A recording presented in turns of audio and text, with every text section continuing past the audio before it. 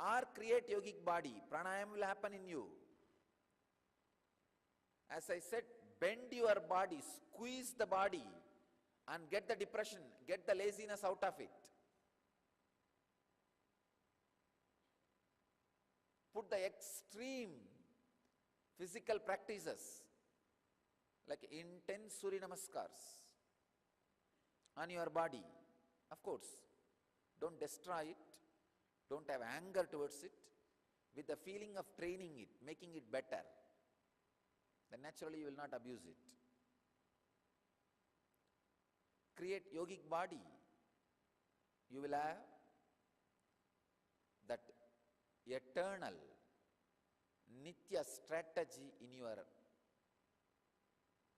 inner space for Ananda life.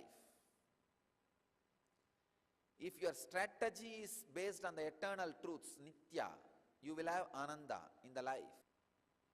Then again, you will have the end life, because you will absorb the prana without breathing.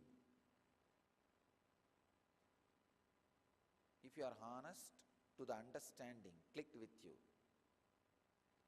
whole day the sincerity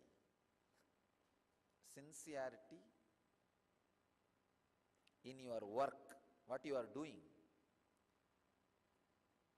responsibility, feeling responsibility in the commitment which you took up, is a direct technique to absorb prana from the cosmos.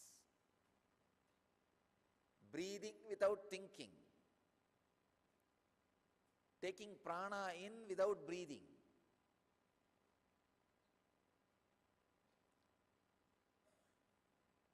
If you have both the yogic body and Vedic mind, you will see very clearly end life is happening.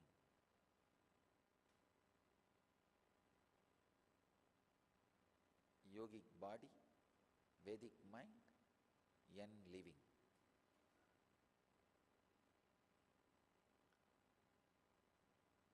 Uncovering the inner light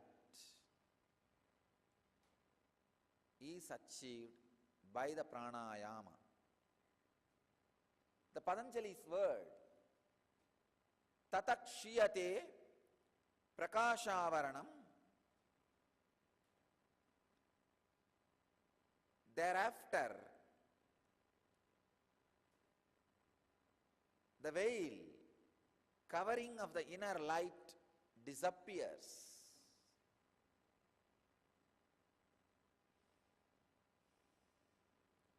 Covering of the inner light, when it disappears, it is visibly seen even on your skin. Please understand. Even on your skin, it is visibly seen. As aura, it is very visibly seen.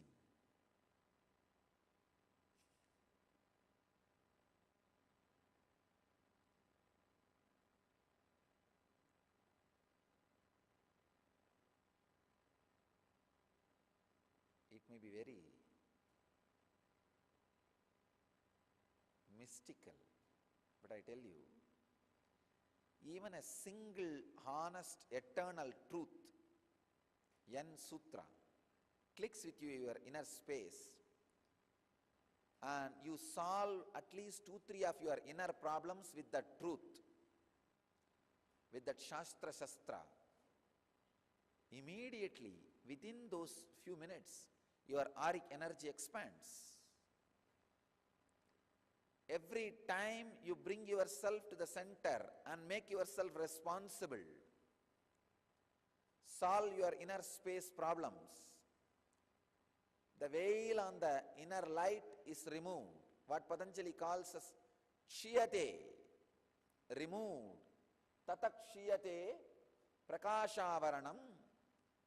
The veil which covers the inner truth is removed.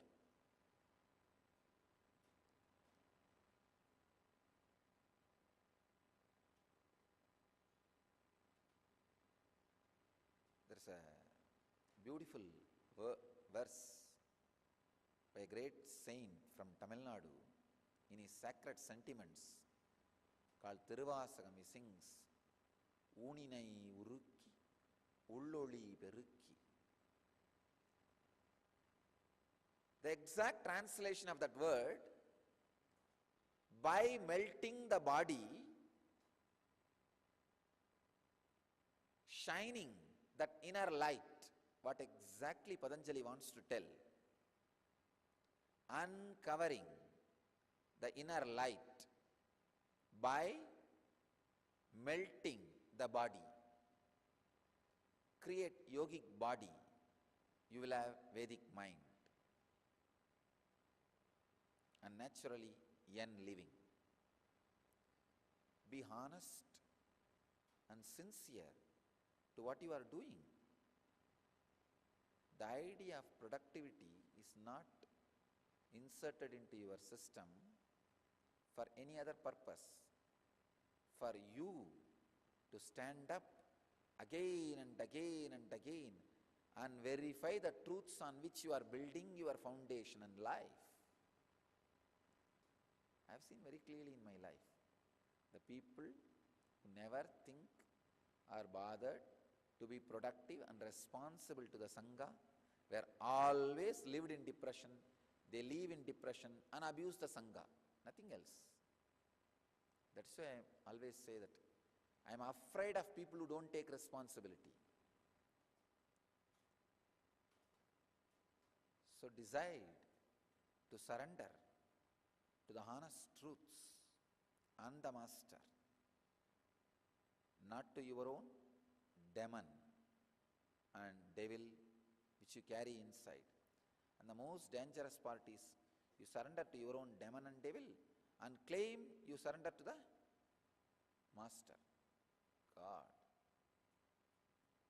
Absorbing prana into the system without breathing uncovers the veil of inner light and makes your inner light shine.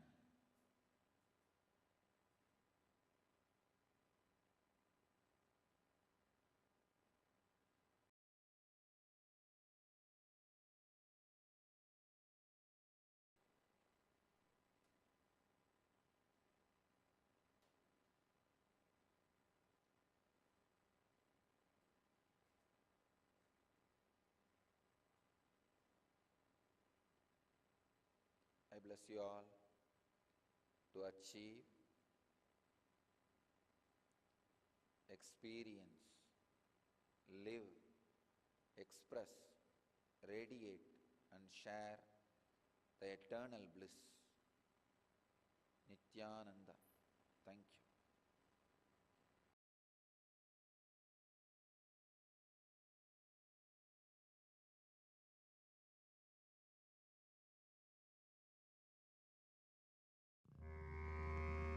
Many health conditions hide in plain sight. Are you missing any signs? Find out at seehiddensigns.com. Building your online business? Go to Wix.com and set up your store on a single integrated platform. Add products, showcase them dynamically, and seamlessly track your inventory. Accept multiple secure payments, and design your storefront down to the very last detail. Get all the tools you need. Drive more sales with customizable gift cards and flexible product subscriptions. Retain customers with a point-based loyalty program, email automations, and reach millions with sales channel integrations. Complete your setup with a personalized analytics dashboard. Make smart business decisions and shape the next phase of your business. Build, manage, and grow from one place. Go to Wix and launch your online business today.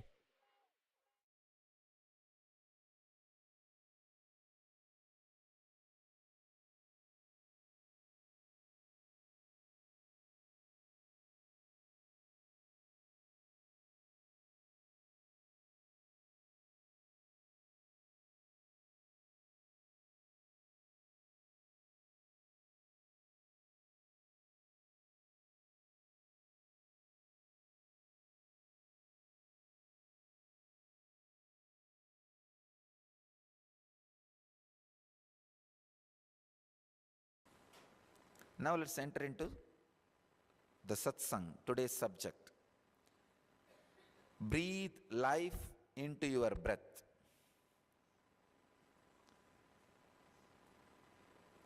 Hundred and second sutra in Patanjali Yoga Sutras, and in second chapter, 51st verse.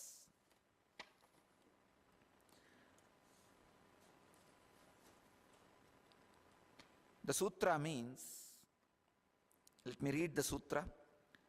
Bahya yandara vishaya akshepi chaturtaha.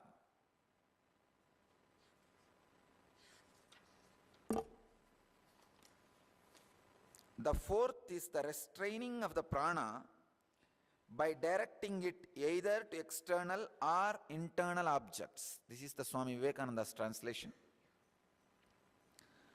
Swami Prabhavananda's translation is, the fourth kind of pranayama is the stoppage of the breath, which is caused by concentration upon external and internal objects.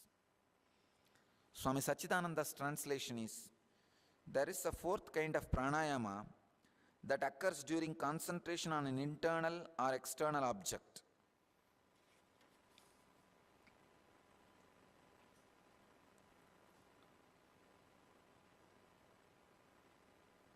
It's a very powerful sutra. Bahyabhyantara vishayakshepi chaturtaha.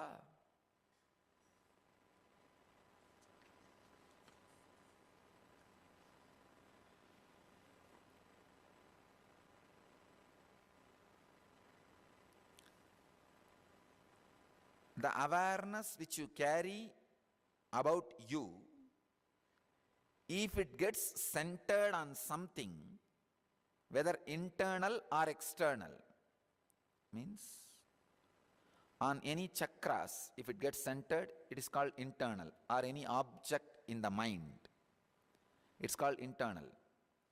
If it gets centered on external, some outside object, because of that awareness getting centered, if the breathing stops, that is the fourth kind of pranayama. I can say it is one of the ultimate pranayama, fourth stage of pranayama. Only after this step, we can enter into the next steps of yoga. Next parts are angas of Ashtanga. Please understand, the first level pranayama is just regulating the four actions, four flow. Going in, staying in, coming out, staying out. The second stage of pranayama is elongating. I can say the second stage, I am putting it now serially, elongating that four stages. The third stage of pranayama is stopping in any one of that four stages. The fourth stage of pranayama is, because of being centered in some object internally or externally, if your breathing stops, that is what is fourth. That is what is fourth.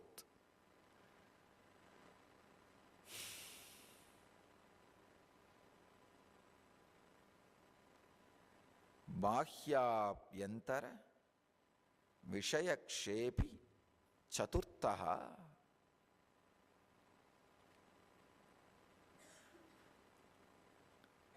Outward, inward,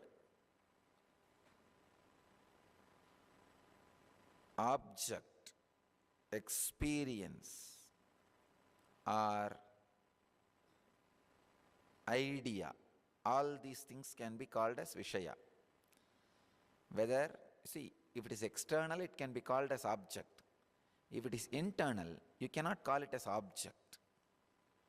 It can only be an experience or thought or an idea. So being centered either on external or on internal object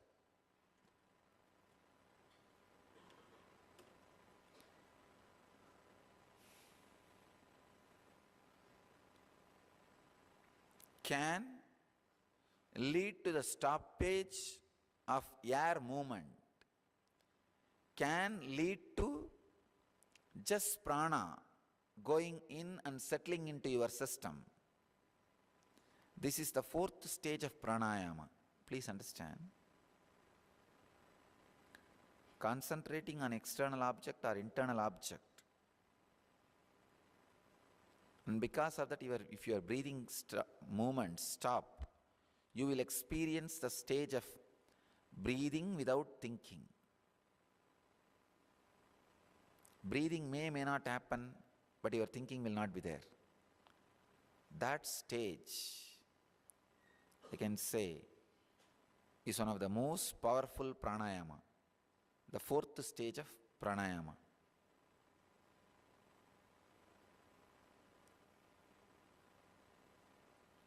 In this stage, you will be able to create anything you want, because all the materials are created out of prana. You will have access to that base material. It's like if you have clay, you can make anything which can be made in clay. Same way, if you have a prana under your control, you can make anything you want, because everything is made out of prana. All the materials made out of prana can be made by you if you achieve the state of stoppage of breath by being centered, your awareness being centered on something internally or externally.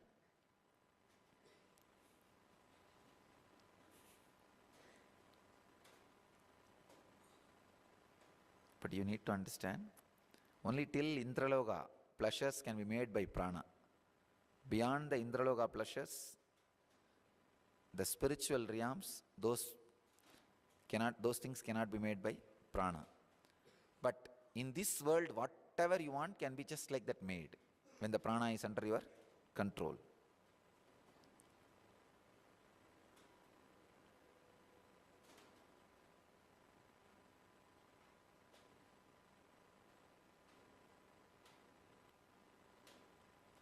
Understand this sutra?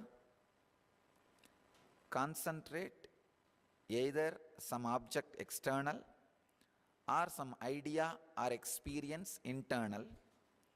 If your awareness is centered on that, breathing stops, only prana inflow happens, you achieved the fourth stage of pranayama. And extraordinary siddhis and powers are expressed through this achievement.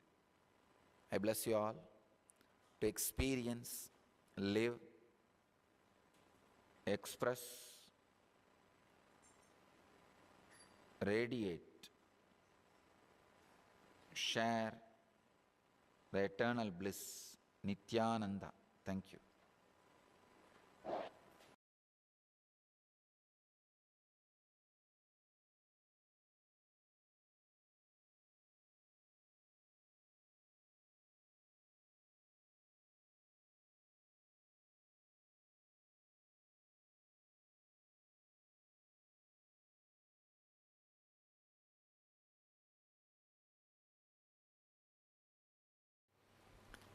Sadashivasamarambham Shankaracharya-madhyamam Asmadacharya-paryantam Vande Guru-paramparam.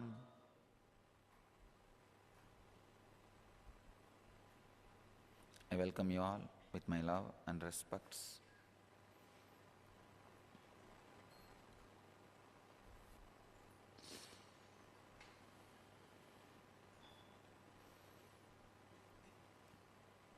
Before entering into the today's subject, satsang,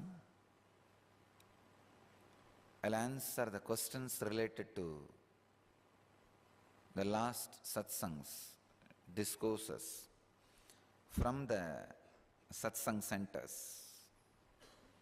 As you are aware, in hundreds of cities all over the world, thousands of people are watching the satsang live every day. The number is exploding. That's the right word I have to use. Every day.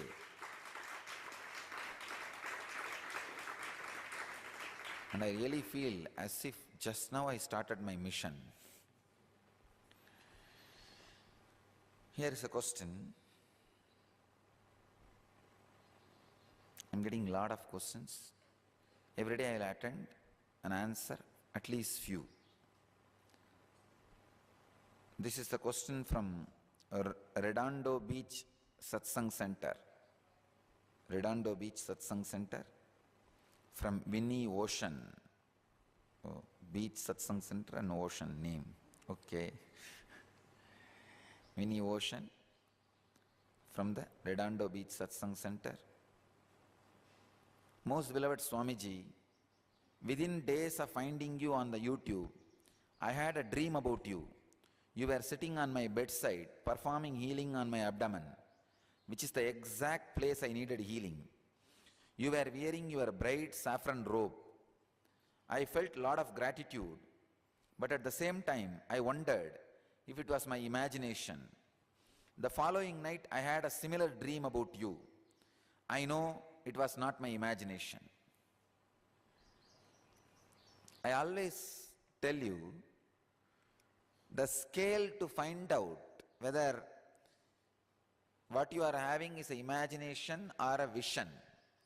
If you see in multicolor, it is vision. If you are able to remember the experience only in black and white, then it is dream. When you say, you were wearing your bright saffron robe, when you are able to see the color of my robe, be very clear, it is a vision, it is not dream. I thought, wow, I did not even ask for a healing and Swamiji is already taking care of me.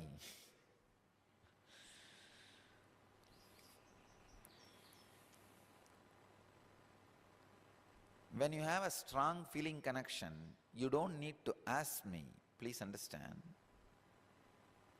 And I don't even need to think I should help you. There's a very beautiful verse by Raman Maharshi on Arunachala. Keladu alikkumun kedil pugadai, kedu seyyadu arul Arunachala. The grace and compassion you have and the name and fame you have says you always give before asked, without even asking. Keladu alikkumun kedil pugadai. Everybody says, and the whole world knows you have a name of giving without even asking.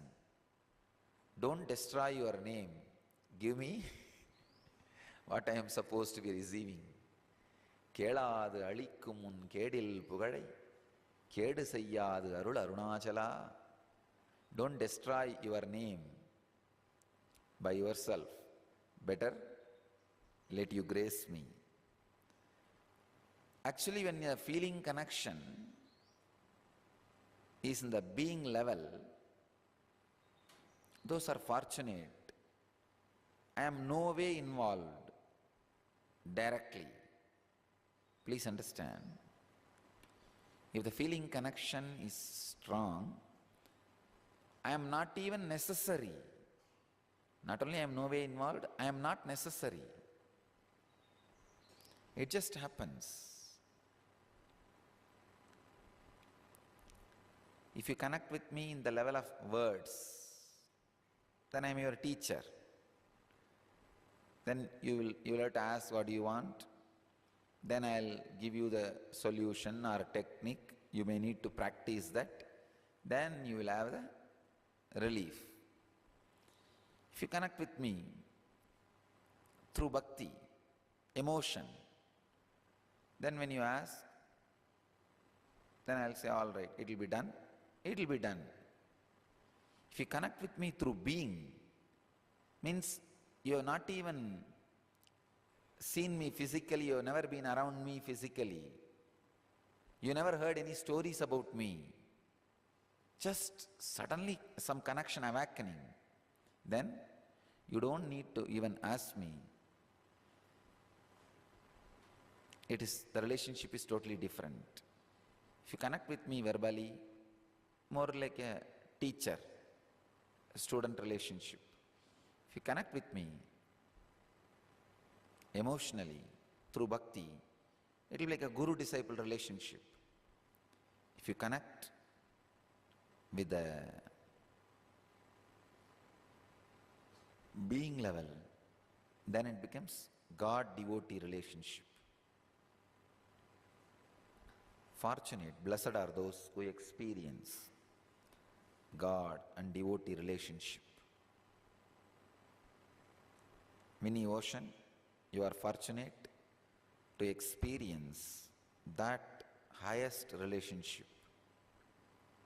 So, when you are awakened to that highest relationship, you don't even need to ask me. The God which is functioning in this body automatically answers. He takes care of that.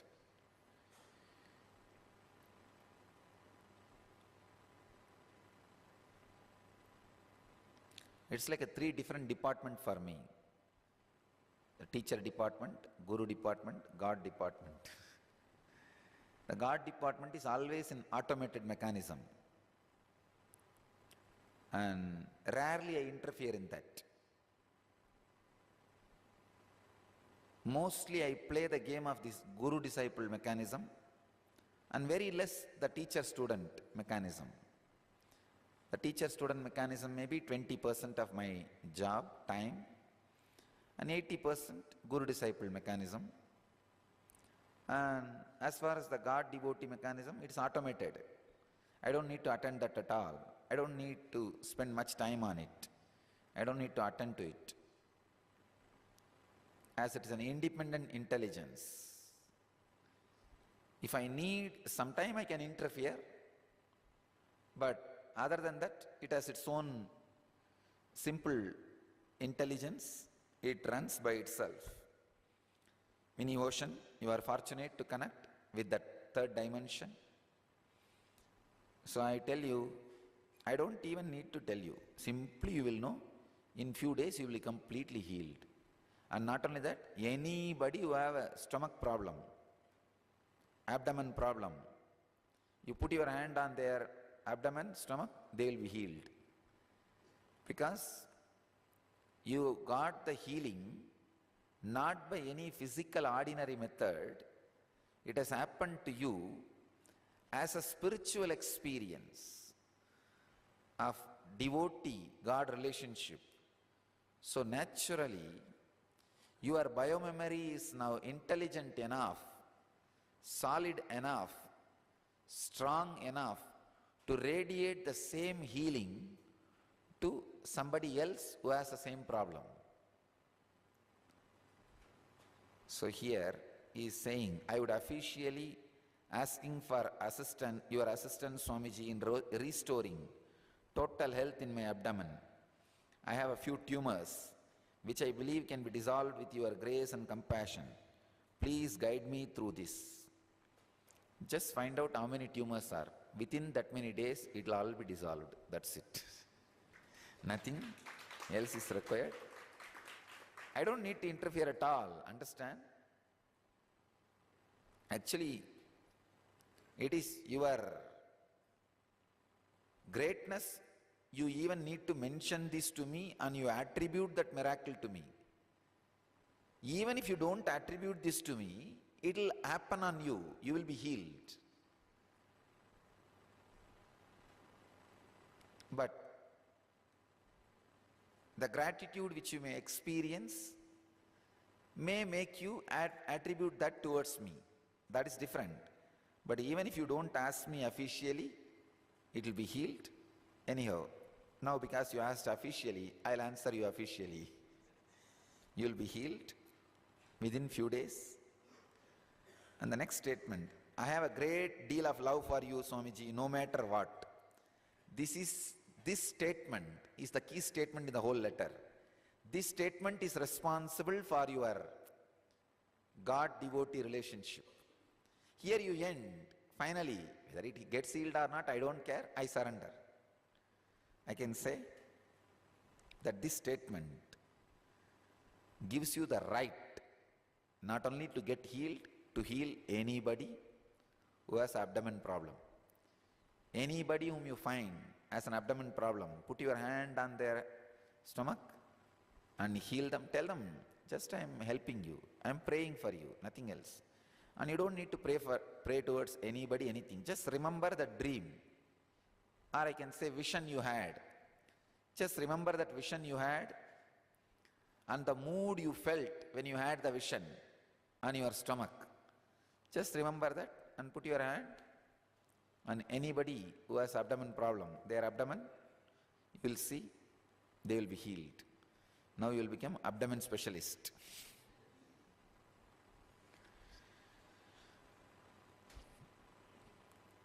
Next, a question from UK Satsang Center.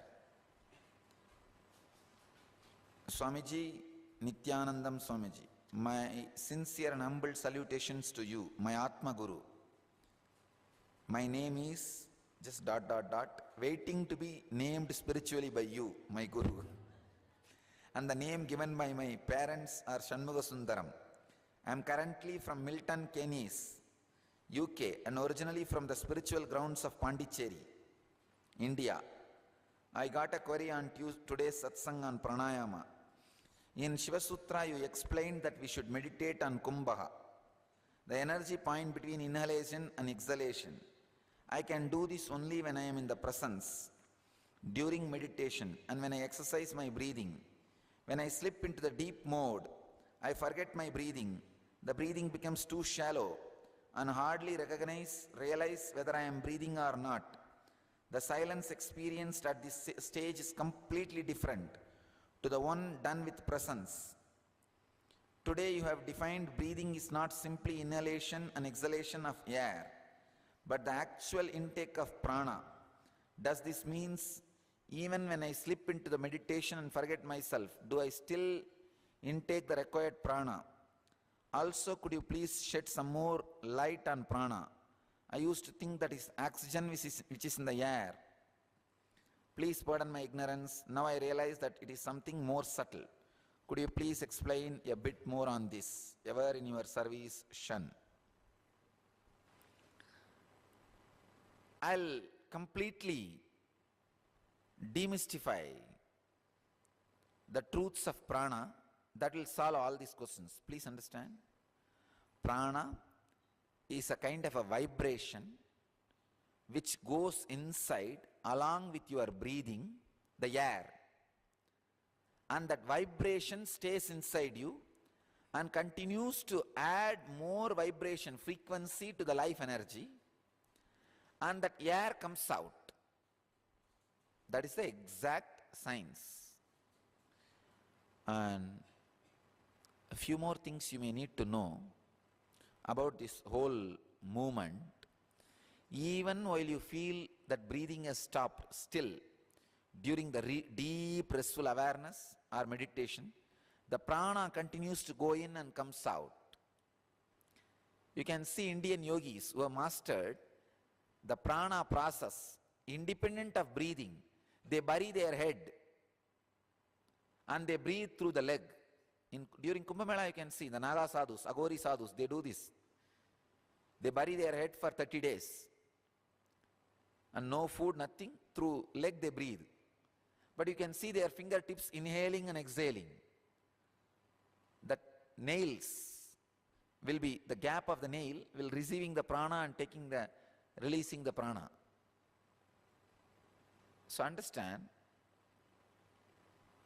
inhaling and exhaling The prana going in and coming out, independent of breathing.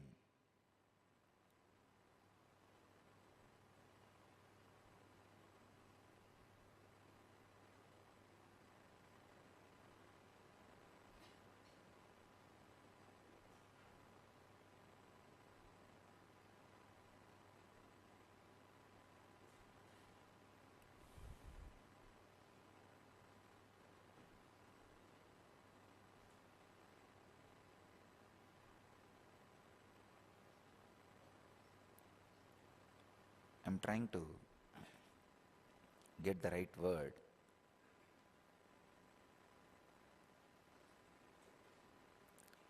Prana, life breath, is independent of breathing.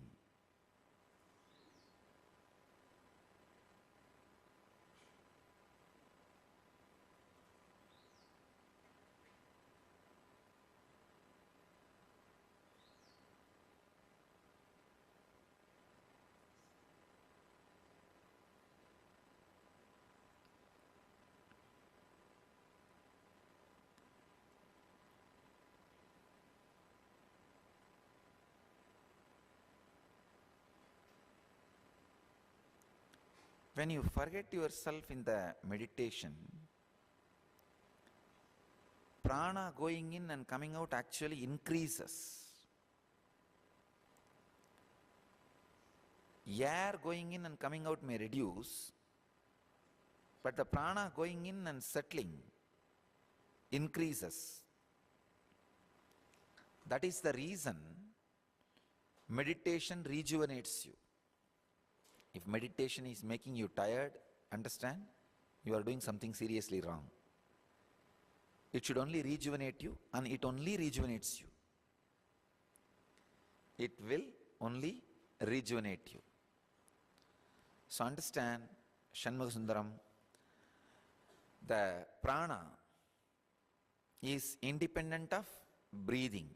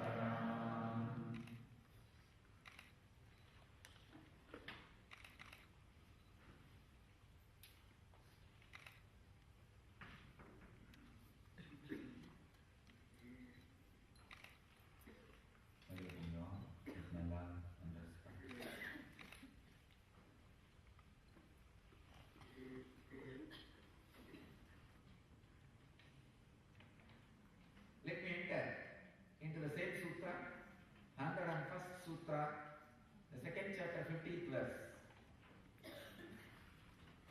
I'm going to give you one more deeper level, secret of the sutra.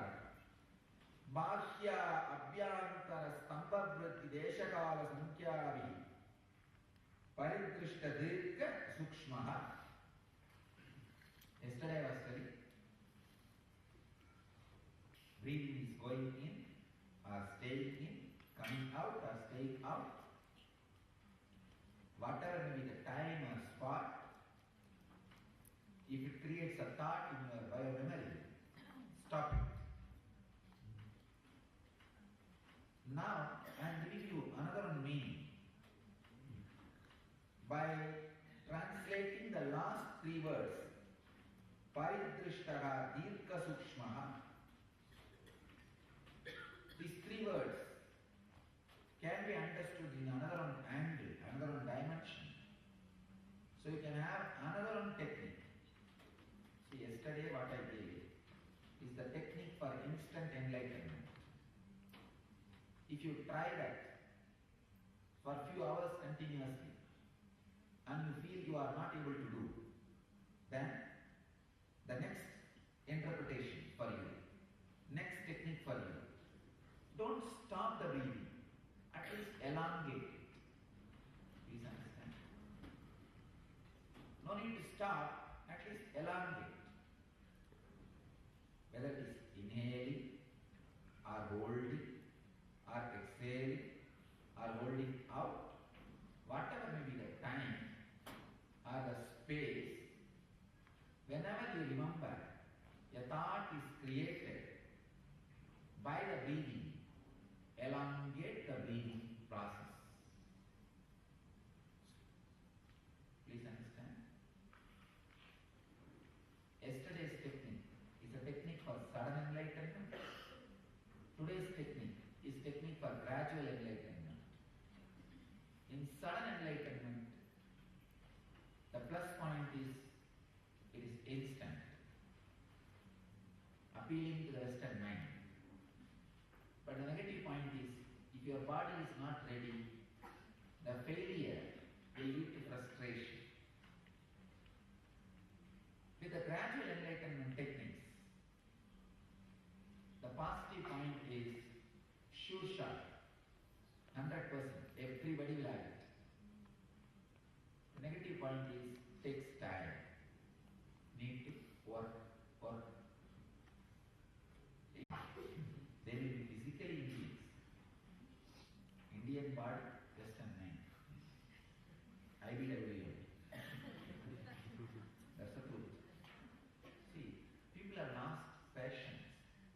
I should not use the word Western and Eastern now anymore. Modern and ancient. That's the right word.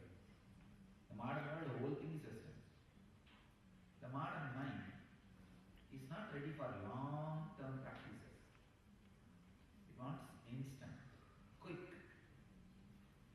All my techniques and methods are instant. That's the reason I became so popular all over the world. So please understand, modern mind does not have passions to practice certain technique for more than 1 week or 10 days. Then they will be, hey, come on, let's go to the next guru. After all, the YouTube is there. Just check. Type gurus. Something like 11 million websites are open. Please understand, 11 million. You just type the word gurus. I was studying the other day. We crossed 10 million views. YouTube. Still, among the gurus, our YouTube site is a leading site. Still we are the leading. Few months before, we are one of the leading. Now I am seeing we are leading. I am surprised. Anyhow, the reason I was studying why I became so popular in such a short time. Our YouTube channel is not professionally maintained. It's like a casual, homegrown, pumpkin, potato, garage sale. See, our whole organization is a garage sale organization. We don't have a huge shop or franchise store, marketing department, no. Just grown in our backyard, we put it in the front yard and sell it. How much? Hey, it's a 40 cents, you give what you want. You say, no, one corner is not fully colored, the color is dull, I think if I cut it and see it, maybe it will unripe inside. I say, all right, give 30 cents, take it and go. It's complete homegrown, but the homegrown has its own beauty of purity and rawness.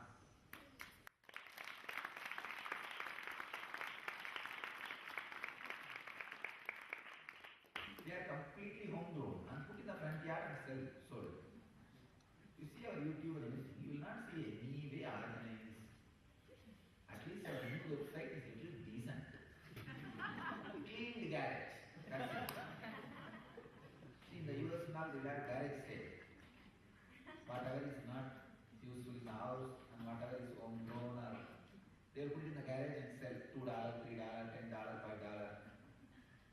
And we are doing garage sale only. Now after this much of experience and being written and all that. Our website now shows like a cleaned garage there, nothing else. We have cleaned our garage and wiped it so that people can come and stay there for 2-3 minutes without having too much smell of the grease and all that. The usual garage smell. Without having that, they can stay there for 2-3 minutes and take what they want and go. That's it, nothing else.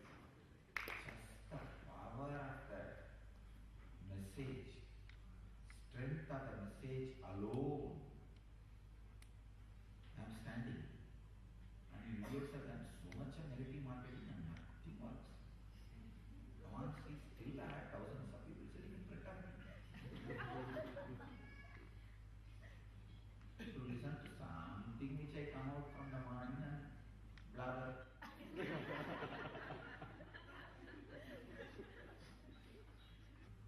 All over the world, human beings have all emotions. They are the lowest emotions. Of enjoy peeping into somebody's bedroom, cerebral enjoyment. And same way, all over the world, all human beings have a tendency of seeking the answers for the highest truths of life, seeking the highest experience of the life. So naturally, human beings have the animal part and God part, both. When you read this kind of material, you get kind of a kick, excitement. So these third-rate cheap fellows read this kind of magazines just for that kick, keeping inside their school notebook, syllabus. I've seen these college boys, when I was in college, I've seen these college boys. They bring all these kind of magazines, keep inside the notebook and read. Because they know, if somebody sees they are reading these kind of things, they will lose respect for them. So that is tabloid mind. That is another group of people who awaken the highest experiences in human mind and make life out of it. The enlightened beings, these survive by kindling the highest emotions and consciousness and experiences in human beings. My survival is good for the human consciousness. Understand? If my business grows, it's good for human beings. If tabloid journal's business grows, it's bad for human consciousness. The reason is, the emotion which you kindle in human beings only stays in human beings for 15 minutes. That also with all kinds of medicines. All tablets and medicines, not otherwise. The emotion I kindle in human beings stays in them permanently, forever.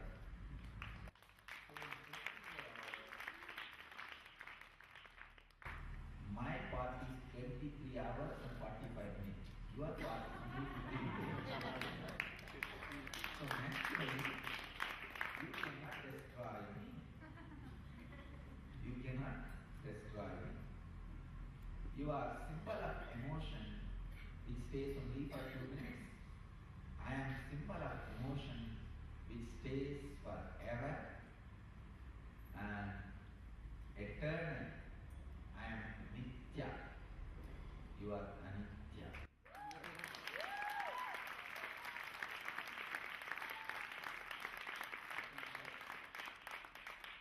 Who are trying to destroy us with so much of marketing department are not able to. Are not able to. They will tell their subordinates, no, don't leave this song. Finish him off, write whatever you want, and secretly watching the discourse. He is intelligent. He helps people. Anyhow, let's come to the technique. See, like this one. I am not talking anything much spiritual. I come out and sit and tell something I want. From all over the world, people are sitting and waiting. The emotions they create body only for 15 minutes. Maximum. But the impact I create on human consciousness, the experience I generate on human consciousness stays forever and ever and ever. Understand? Just yesterday, Dr. Krishna was giving the report. He came to NSP and presented all his research report, his study report. He says, there is no technique or exercise or medicine in the world to increase the energy of the mitochondria. You can only maintain. You can maintain. Maybe little bit you can expand with whatever you have. But never exploding in the proportion at 13 times. He says it is straight technique for anti-aging.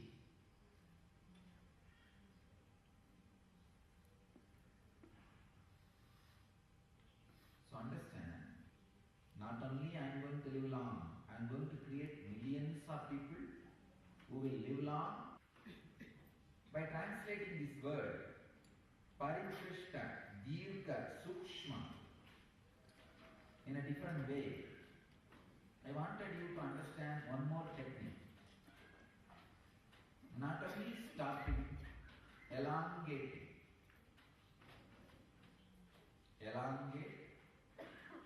the breathing if you are not able to stop. Elongating or regulating. I wanted you to understand. Elongating always regulates as far as the breathing is concerned. So try your best to elongate. Inhaling, holding, or exhaling, or holding out. At any time, any spot, whenever you remember, try to elongate.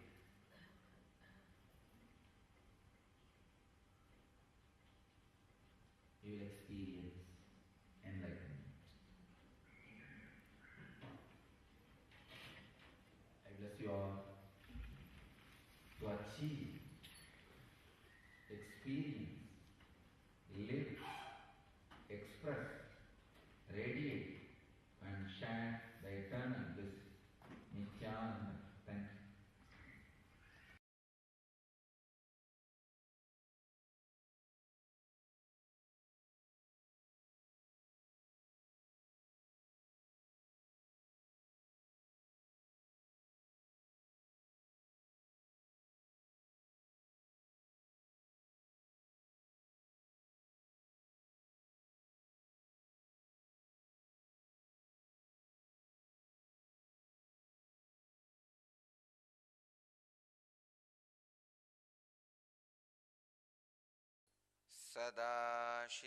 सदाशिवसमारम्भां शङ्कराचार्यमध्यमाम् अस्मदाचार्यपर्यन्तां वन्दे गुरुपरम्पराम्. I welcome you all with my love and respects.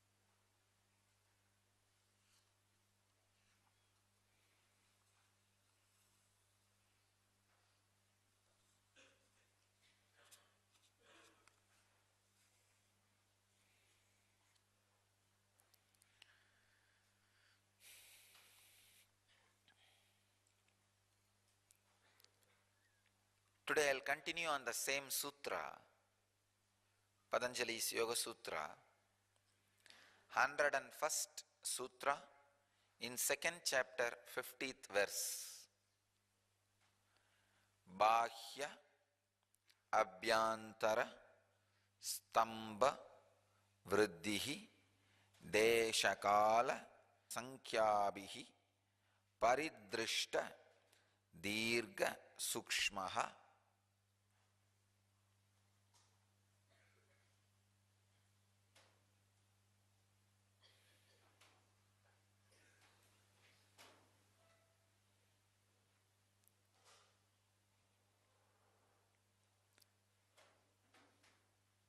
Whatever may be the movement of the prana, whether air is going external or is outward, please understand, when your lungs are empty, it's called bahya. Abhyantara, when your lungs are filled, it is internal, inward.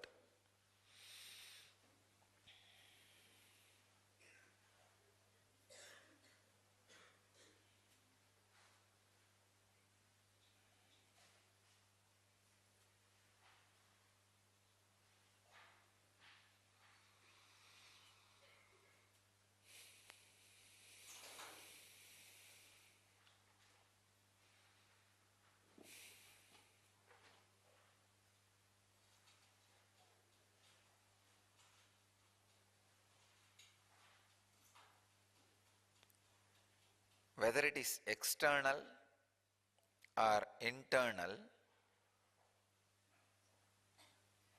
or suspended, it is just standing without any movement. Whatever may be the spot, whatever may be the time, whatever number of times you may need to stop,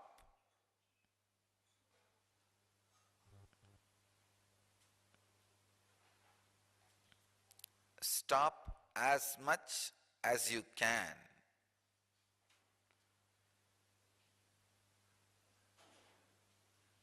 To regulate the life breath.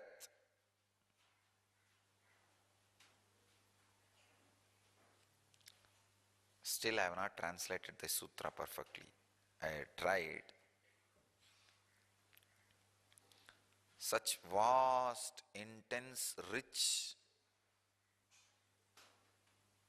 poetic,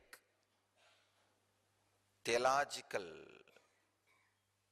aphorisms naturally cannot be translated. Vedic tradition is the first tradition which does theology in poetry. There are many religions which teaches theology, but will always be in prose. See, for J. Krishnamurti it is very easy to teach theology because British English. His one statement can be 3 pages without comma, full stop, any stopping. Theology can be taught in prose. Sacred sentiments can be expressed in poetry. But Vedic tradition has first time started doing something unique.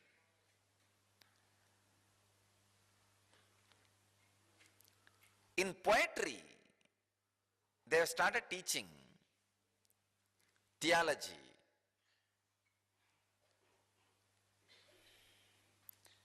If you have not lost the quality of a poet, you are not corrupted by the violence of theology.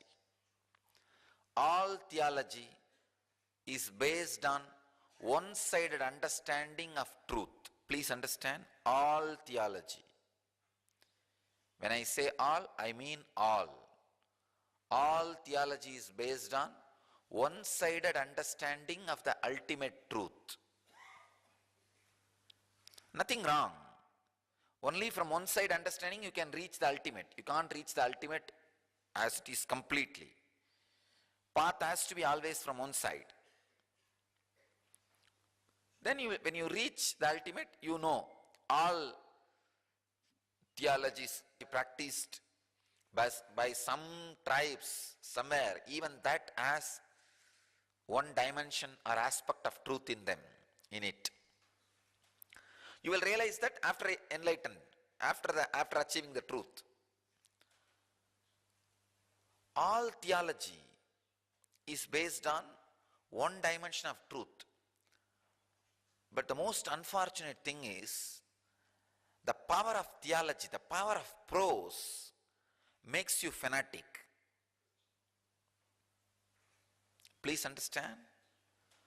The more and more technical terms and the definition for technical terms gets into your head, you will become fanatic. Lawyers feel there is nothing in the world except law. Doctors feel there is nothing in the world except the medical terminologies. That's the greatest thing in the world. Engineers feel in the whole world nothing except engineering exists. In any field, the prose, technical terms, and the explanations for the technical terms makes you fanatic. It's one of the most dangerous, unfortunate thing happens to intellectual mind. The only quality I have is, my prose has not made me fanatic. Please understand. The technical knowledge you have should not make you think that is all is the world. In any field, if you have technical knowledge, you think with that you can handle your whole life. No. I have seen in my experience, if they just get one graduation or post-graduation or a doctorate in some subject in some university, think that they know everything. They can handle all dimensions of their life just with that useless degrees and doctorates they got. I tell you, I have done a research, studied some of the major researches are showing one university has studied all the gold medalists who come out of the university, what happens to them? 87% of them are on the streets after 10 years.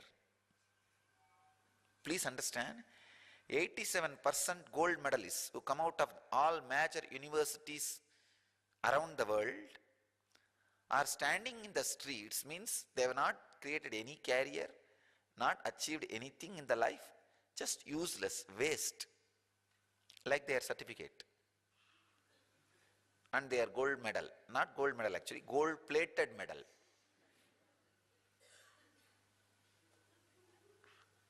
And in 10 years that gold plating also goes away.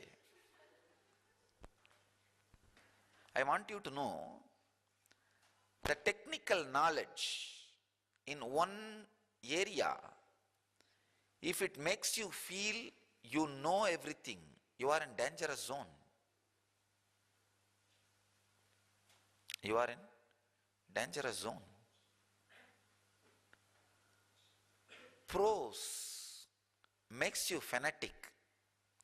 Fanaticism does two things. Either it makes you violent towards others, or it makes you ignorant about your own life, other dimensions of your own life. Two major dangers fanaticism creates is You become violent, intolerant towards other ideologies, other ideas, and you become ignorant towards other dimensions of life. I've seen how people suffer just because you learned how to be a police. Don't think you know life. Just because you learned how to be a doctor, don't think you know life. Just because you learned how to be a lawyer, don't think you learned life. It doesn't work. It doesn't work everywhere. But the danger of technical knowledge makes you fanatic and ignorant.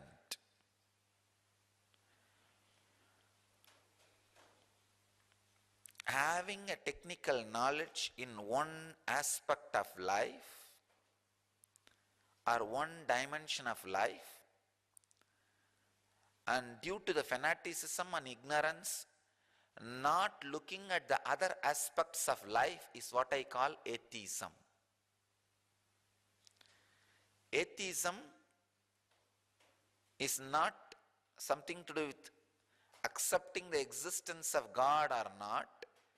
Atheism is not looking at the all dimensions of life as it exists, being fanatic about the technical knowledge which you got, and fanatically ignorant,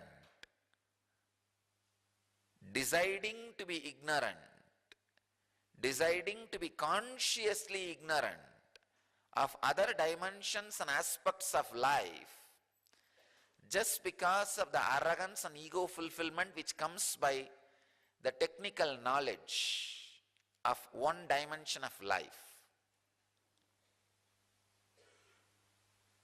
That's what I define as atheism.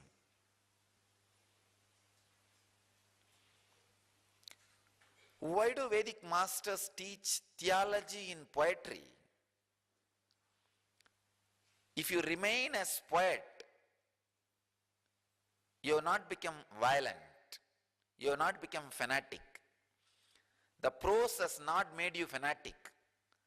Prose has not made you violent. The technical knowledge of one dimension has not made you consciously ignorant about other dimensions of life.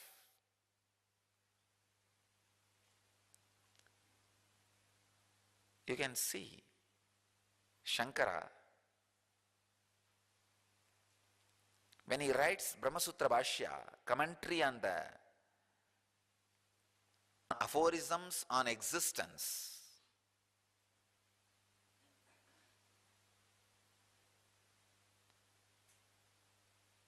his power of theology is nothing but playing with words.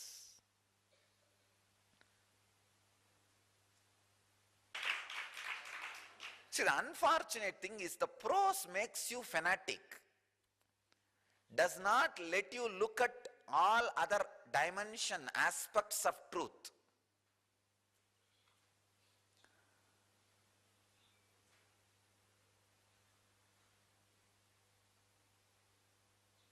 But if you see Shankara,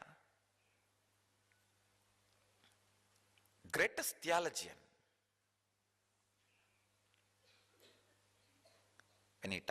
when he writes his commentary on the aphorisms on existence, Brahmasutra Bhashya, I already started brushing Brahmasutra Bhashya, because from March 2nd I am going to start Brahmasutra Bhashya. We will have morning Yoga Sutra, evening Brahma Sutra. The real combination of Yoga Vedanta.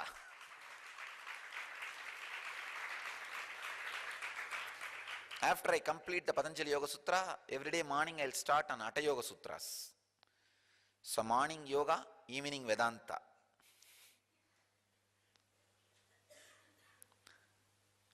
What a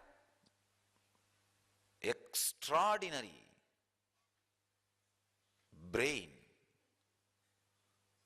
Even the subtlest concepts, how he is able to make people understand and how he is able to differentiate between one word and the other word.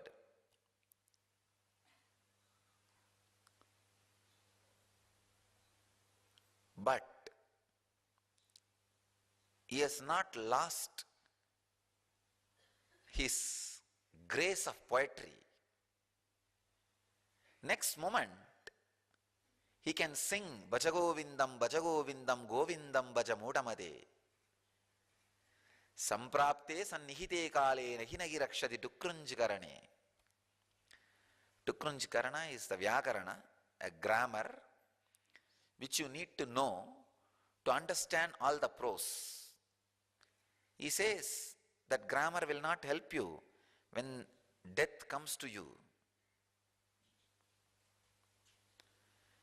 He is an amazing poet, an extraordinary theologian,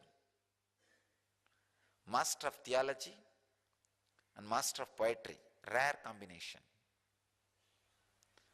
Only an enlightened being can radiate both qualities. The grace of poetry and the depth of theology. Here, Patanjali expresses both the grace of poetry and depth of theology. Both he is using to express techniques. That is the great thing. It is not even just a technical knowledge, technique. See, in technical knowledge, if you miss one or two words, it's not dangerous. But in technique, if you miss one or two words, it is dangerous because you don't know whether to inhale through right nose or left nose or through the eyes or what will happen. Whether to blow through the nose or through the mouth. Because this one or two mistakes, misunderstandings can lead to any amount of confusion. But it will not be telling exactly what Patanjali wants to tell. Organizing capacity does not mean the honest spiritual experience is being transmitted. Understand? Learn to differentiate the difference between these two. Somebody may be having huge organization. That does not mean they are able to tell the truth to the world as it is. Especially, never learn technical knowledge from somebody who cannot give the experience without technique. Please understand, to check the ability of a master is, he should be able to transmit the experience without technique. Then go for technical knowledge and technique from him.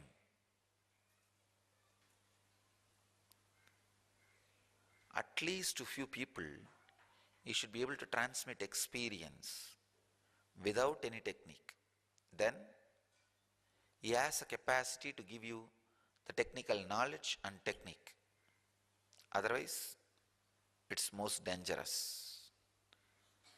Receiving technical knowledge or technique from a person who has not completely experienced all the dimensions. Bahya, Abhyantara, Stamba Vriddhihi, Desha Kala Sankhyapihi, Paridrishta Dirgha Sukshmaha. I'll give you the deeper understanding of the same sutra, but I'll continue to speak on this sutra again tomorrow also, because In one session, you can't express whatever Patanjali wants to tell through the sutra.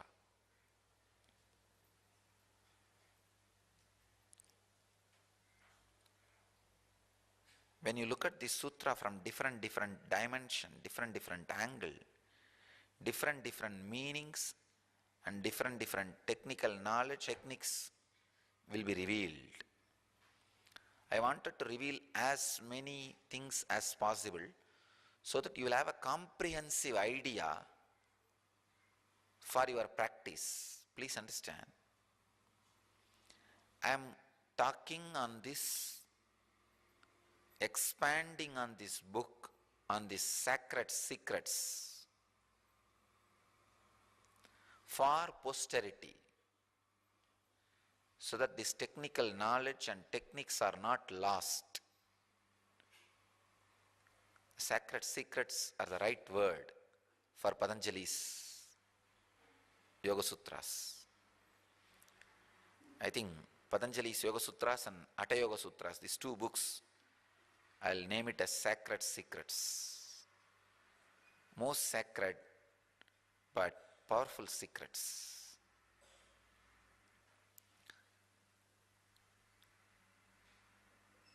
Understand one more dimension of this sutra.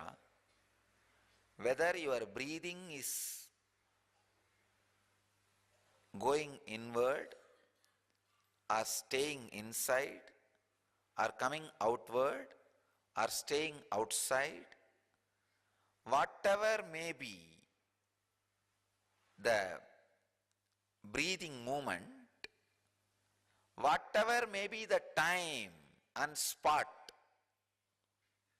wherever it may be, most hot place of the world or most cold place of the world, place where the oxygen is available plenty or place where there is no oxygen, whatever may be the place, whatever may be the time, whatever may be the action you are doing, you may be eating, you may be sitting, you may be standing, you may be walking, you may be enjoying some pleasures, you may be going through some pain, whatever may be.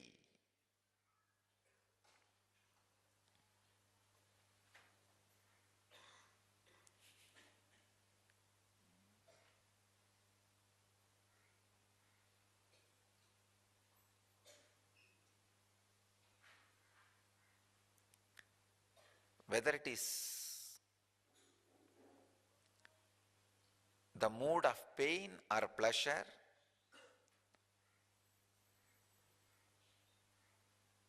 the life of joy or depression, whatever may be the situation, again and again and again, whenever you see thoughts are being awakened, created by the breathing flow, stop it. Stop the breathing. Not using the hands, just using the will.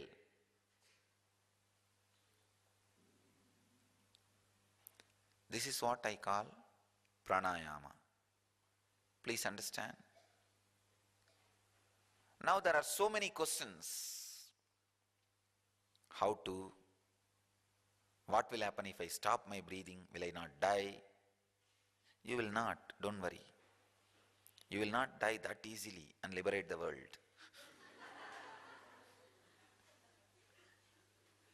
So don't have the fear, relax. World has lot to suffer by you and you have a lot to suffer by world.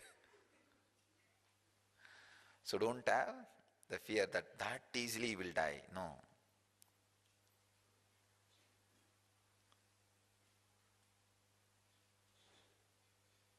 One guy came and just few days before met me and said, Swamiji, my wife is constantly telling she will commit suicide. I said, then be careful Don't keep sharp objects in the house like a knife. Don't allow any rat poison and all in the house. He said, no, Swamiji, I supplied everything. Will she die?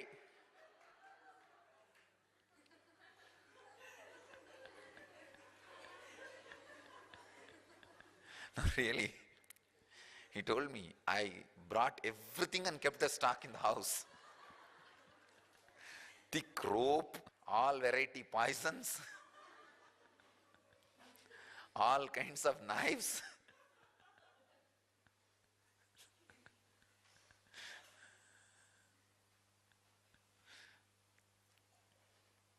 So don't have fear, you will not die. Actually, when you use the will and stop the breath, at the most what will happen? After a limit, automatically your will lose its power and body will start breathing. That's it. Again, when you remember, stop. Means, when your logic is able to control the body, stop. It's a very powerful technique. It can lead you to manonasha, cessation of mind. Nasa is not a perfect word. No other way. Let us use it. In Sanskrit, nasa means complete destruction. But you don't need to have the destruction of mind. You need to have cessation of mind. Cessation and destruction are totally different. End of mind, please understand, mind vibrates in certain frequency. So it should end being vibrating in that frequency and just shift to a different frequency. That's all we want. That's what I call cessation of mind. Cease to exist in that frequency. Not destruction. Nasa is not the right word.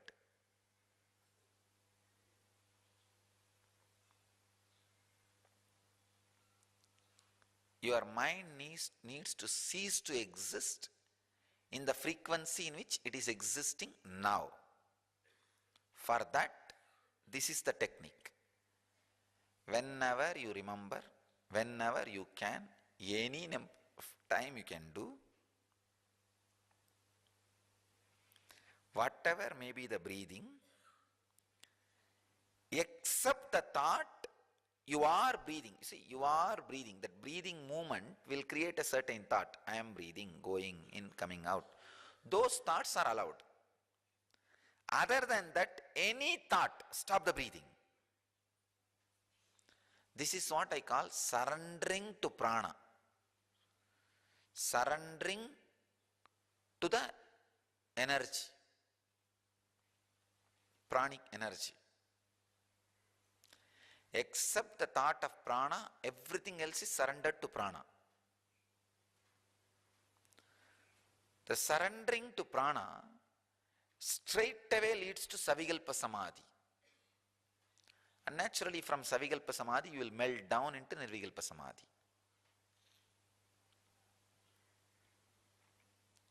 Please understand, it's a technique. I don't want to add more and more words because you will miss the technique. You will miss the technique. If you add more and more words.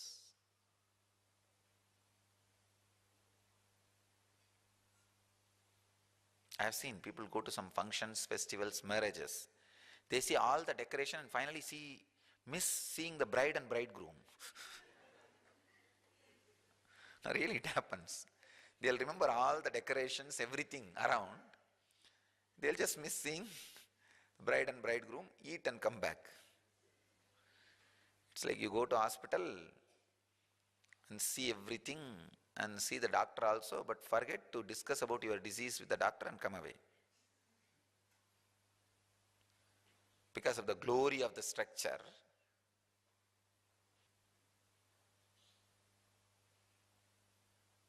With lawyers also the same thing happens. People go to lawyers and forget the topic they need to discuss and come back.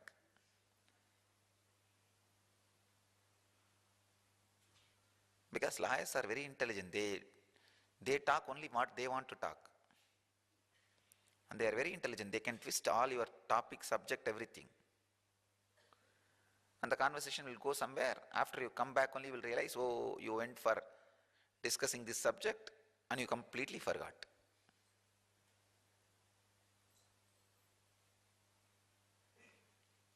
I don't want to use more and more words. I'll give you the exact technique.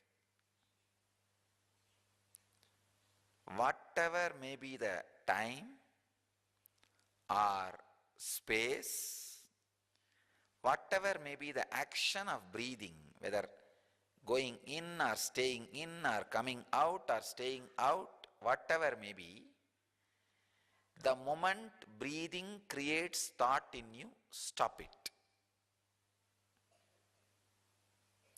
After a few moments, automatically it will be released.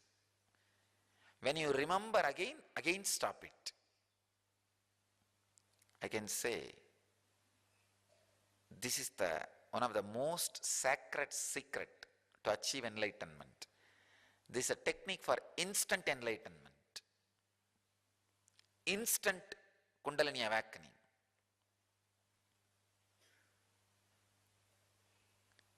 If you work on this technique sincerely, 2-3 hours enough, it can awaken your Kundalini.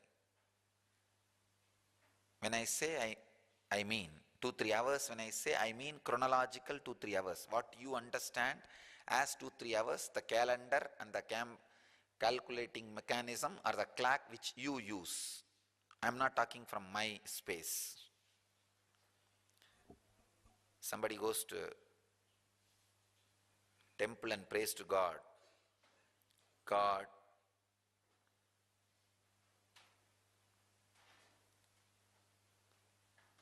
what it is, $1 million for you. God says what? It's 1 paise. What it is, 1,000 years for you. He says what? It is just 1 second.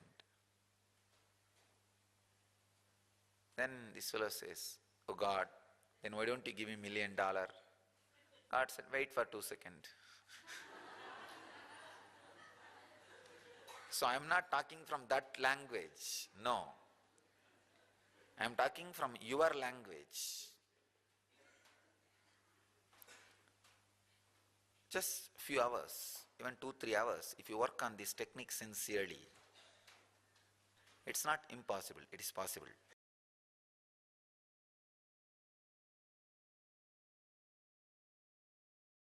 I'll discuss tomorrow, because if I discuss everything in one session, you will miss it, you will not practice it.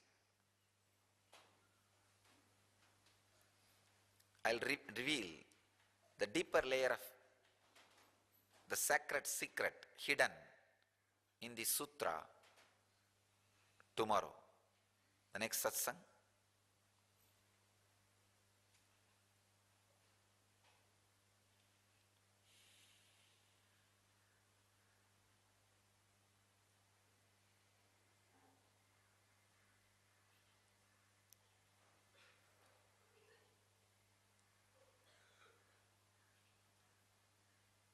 This technique of instant enlightenment will really be powerful and help you to experience Kundalini awakening. Whoever is feeling you need to awaken your Kundalini, try this technique.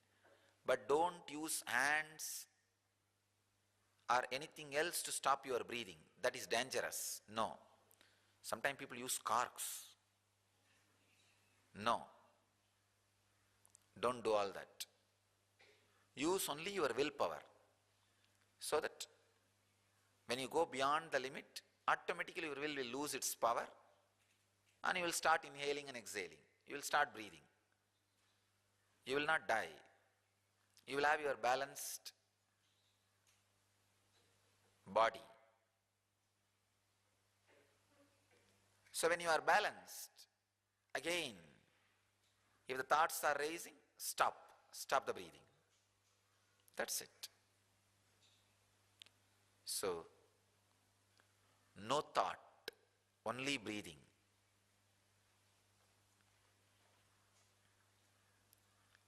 Is what I call Jivan Mukti.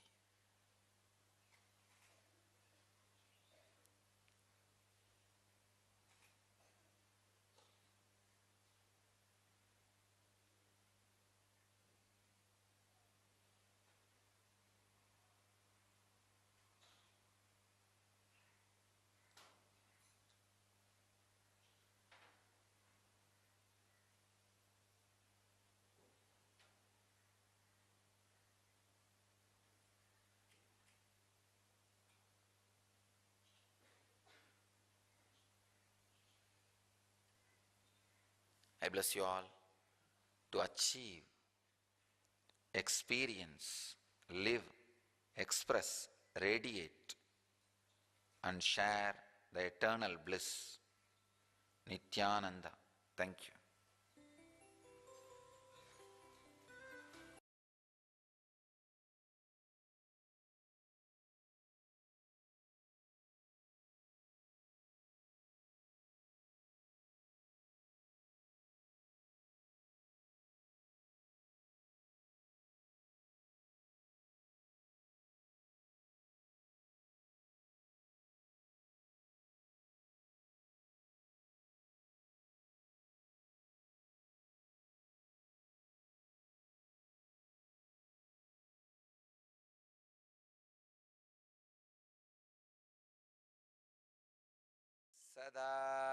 सदाशिवसमारम्भा शङ्कराचार्यमध्यमा अस्मदाचार्यपर्यन्ता वन्दे गुरुपरम्पराम्.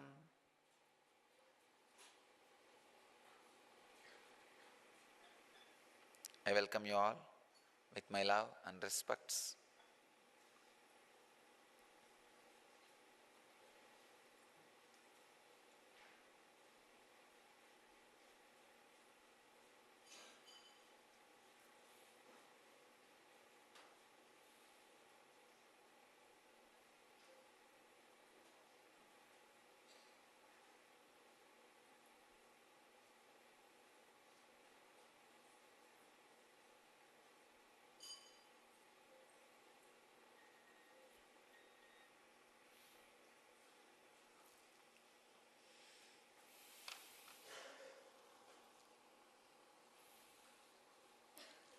Let us enter into the sutra. Today's sutra, all the participants, the NSP should know, this morning satsang, the Pada Puja and satsang is watched by thousands of devotees in hundreds of countries all over the world, and it is drastically increasing thanks to the technology. Our recent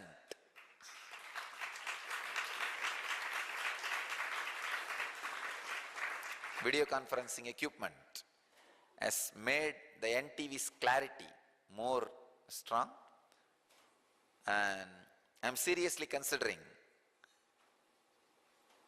to have a full-fledged studio and satellite channel.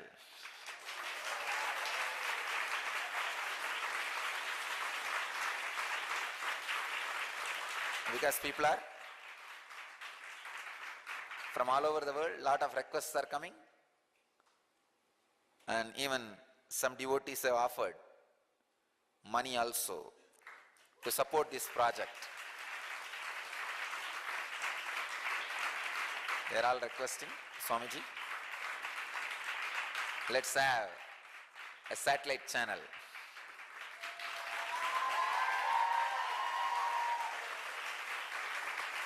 So soon you can expect the announcement. We are working on it. It may take 6 months to 1 year, but soon you can expect the announcement of launching of NTV.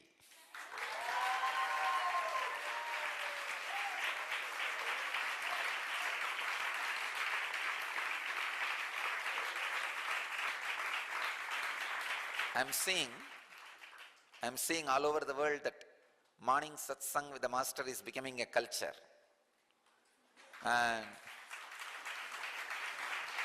I'm also planning to spend more time with devotees and disciples by giving 2 satsangs. And not only that,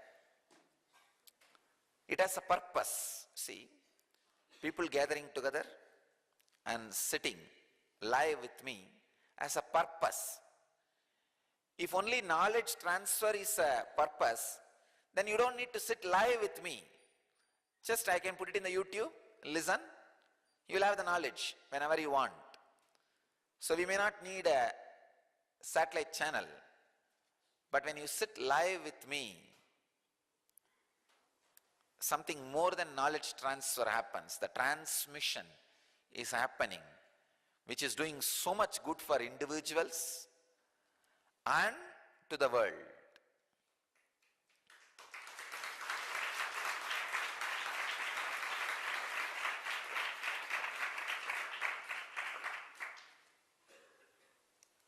That's the reason. Now we are working with video conferencing facility. We will upgrade this facility itself for 108 cities by March 2nd. That's the first level work. And after that, we'll go for the second level work of launching a satellite TV where people can sit live all over the world every day and listen to the satsang, morning satsang.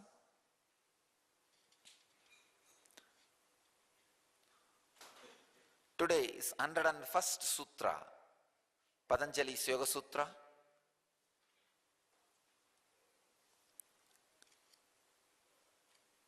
In 2nd chapter, 50th verse,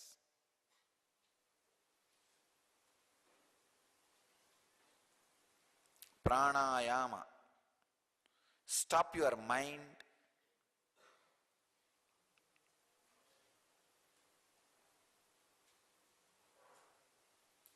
pranayama, stop your mind to fulfill the breath.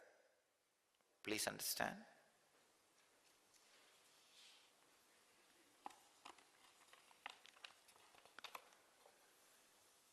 When you stop the mind, your breathing gets fulfilled. If your mind is interfering with your breathing, it is always unfulfilled. Just yesterday somebody was asking me, Swamiji, I have everything anyone will ask for in the life.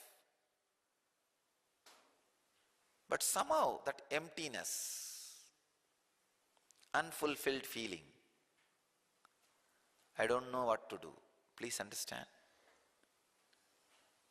If you feel you have everything in the outer world, but still there is an unfulfillment, your breathing is not fulfilled. The first thing you need to fulfill in your life is your breathing. If you fulfill your breathing, everything will be fulfilled in your life, even though you have so many complications in the outer world. If you have not fulfilled your breathing, you will have a deep emptiness, even if everything is fulfilled in the outer world. Please understand. Even if everything is fulfilled in the outer world, you will not feel fulfilled. You will not feel fulfilled. Important thing you need to understand. Even if you don't feel things are right in the outer world, you can experience fulfillment. And one important secret is always outer world follows the inner world. If you think the inner world follows the outer world, you are wrong. Ramakrishna says very beautifully, whatever you make in the inner world only happens in the outer world. Not whatever you make in the outer world, in inner world. No. The fulfillment is always experienced first inner, in the inner world. Then that actually expresses itself in the outer world, and outer world situations also fall in place and the fulfillment happens.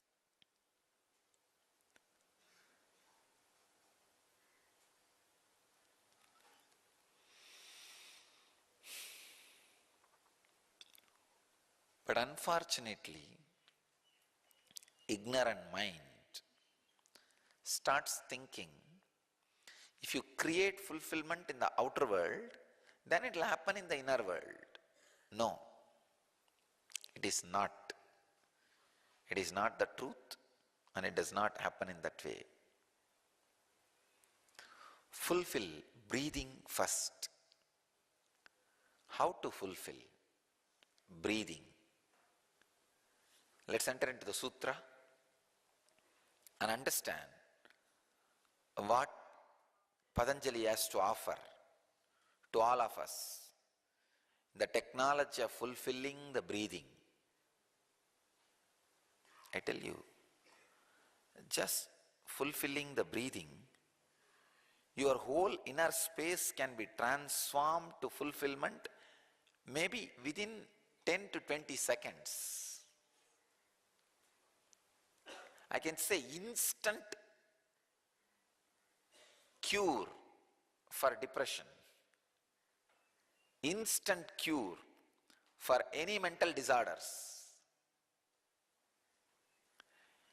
Any mental disorders at any level. I really feel bad for the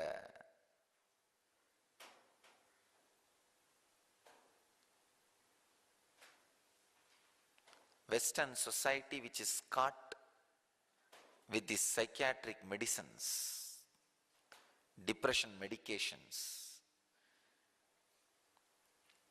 To come out of depression or the psychological sufferings,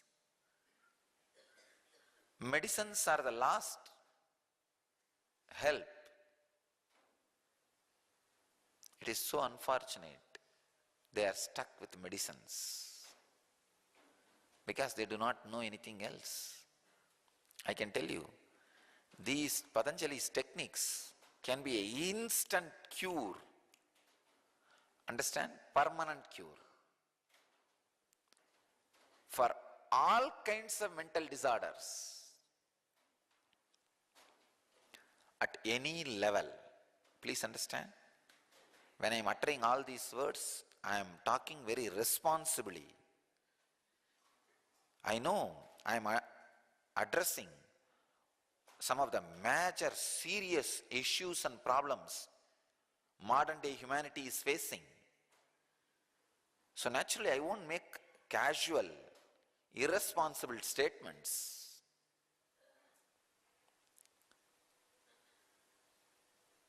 I am not a marketing agent for some pharmacy company to make any statement, any advertisement and sell the product. No.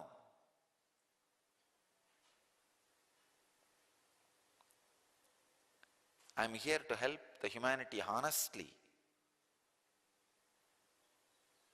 with all my integrity and honesty. I tell you, these Patanjali's techniques can get any human being out of any mental disorders at any level, at any age, belong to any race, gender, color, country.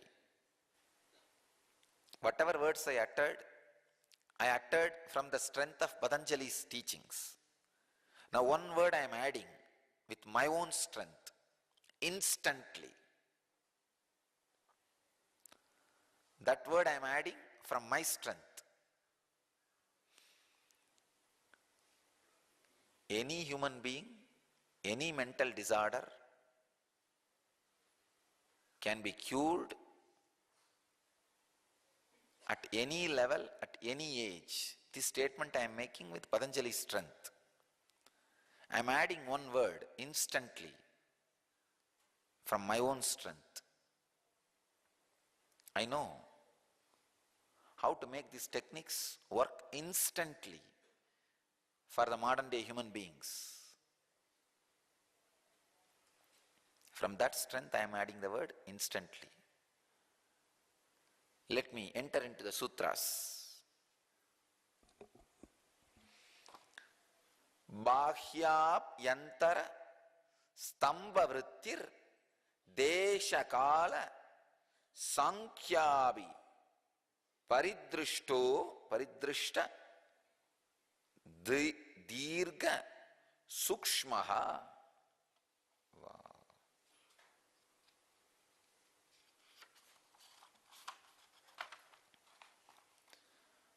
Nobody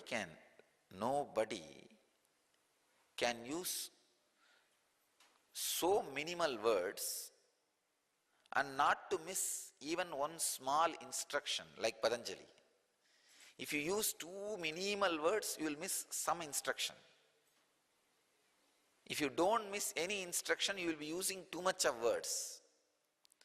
But Patanjali is the ultimate combination of minimal words and never missing single instruction.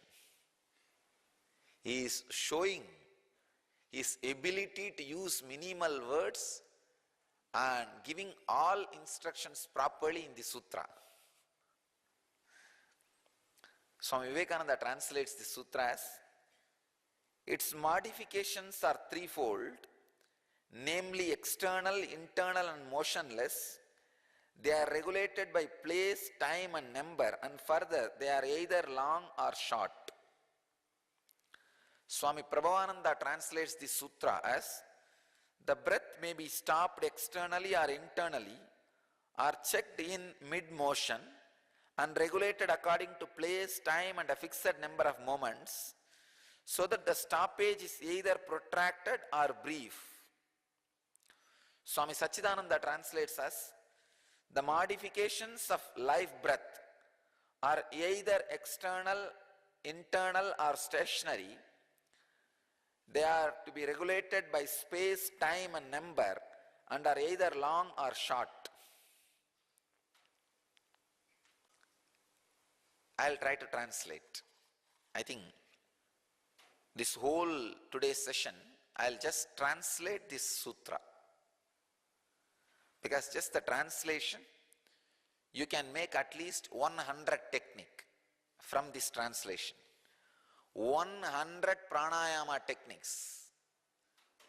Still I am not able to get the right word for the pranayama, English word.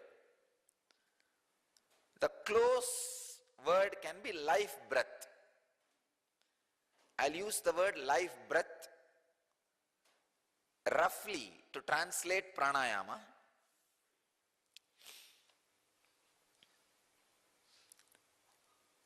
Bahya abhyantara stamba vriddhi desha kala sankhyabihi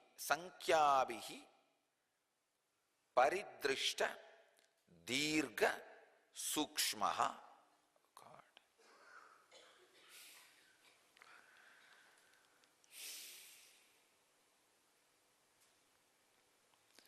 Maybe I'll take 3 days to explain this sutra. Don't bother if you don't understand completely, because you may have to see all 3 sessions together. Only then you will understand.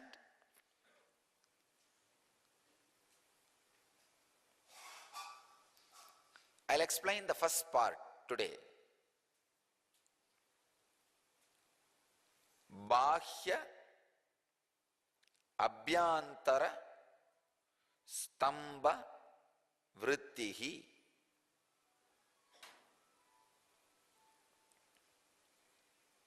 See, as on now, how you breathe should be understood by you.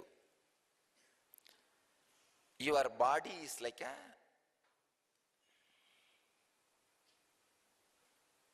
desert filled with sand. Any air movement happens in your body. See, in the desert, if any air flow, breeze, or the wind happens, what will happen? All the dust will be lifted by the air. And the whole wind become dusty, full of sand. Same way, ordinary body is filled with so much of biomemory, it's like a desert. If too much of biomemory is there, nobody can live. Any air movement, immediately what happens? In that wind, all this dust is lifted.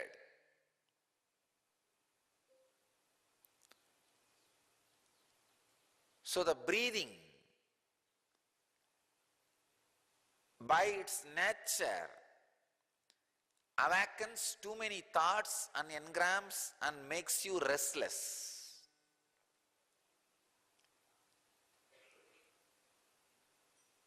Unfulfilled.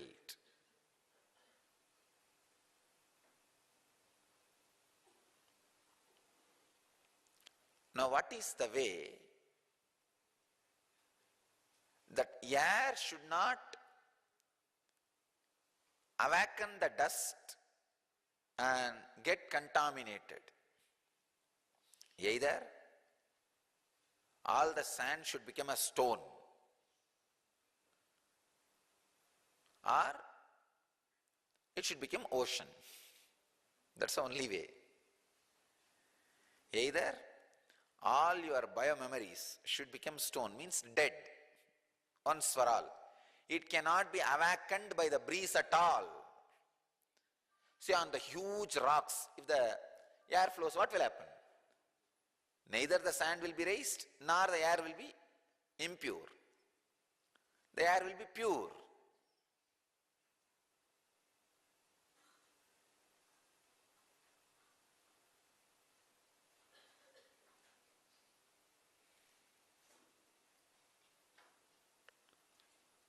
Very important thing, please understand.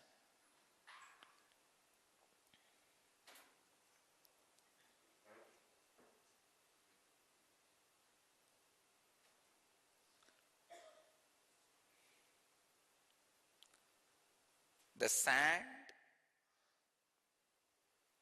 and the air, when they mix together, both are corrupted. When the biomemory and your life breath, when they are mixed together, both are corrupted.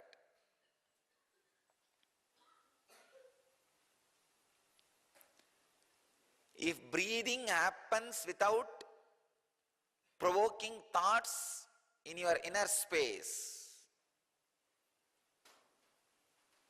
you are enlightened. That is what I call pranayamaha. Breathing happening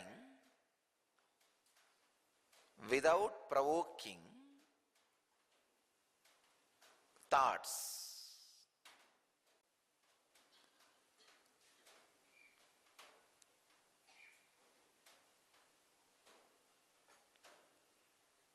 I am actually trying to do my breathing in all your bodies.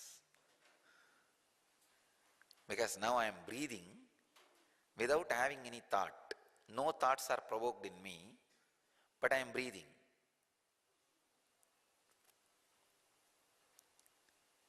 One fortunate thing is, this breathing is contagious. If you sit with this breathing, in my breathing space, slowly, slowly your breathing also catches this. This is what I call becoming ocean. See, if you don't want the air to be contaminated by the sand, either become a rock or become an ocean.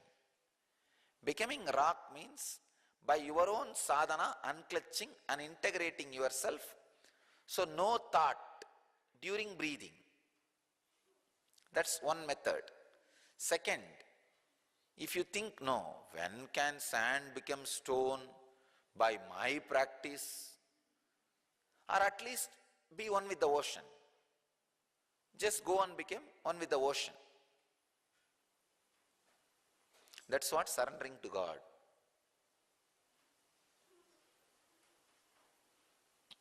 So naturally, if you become ocean, the air will not have sand. It will not lift sand, it will not get contaminated. There is a third thing.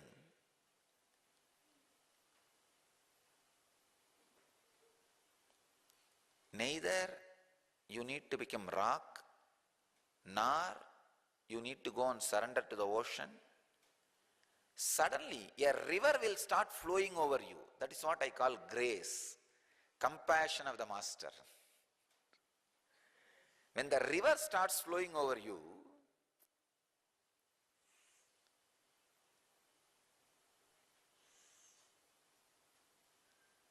neither without your effort to unclutch, nor your effort to surrender. Even surrender is a kind of effort.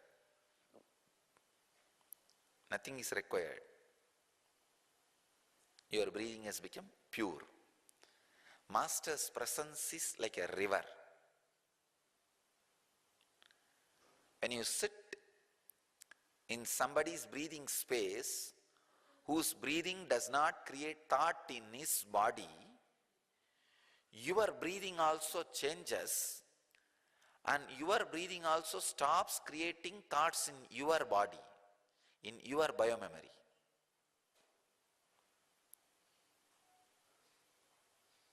I can see very clearly this prana is going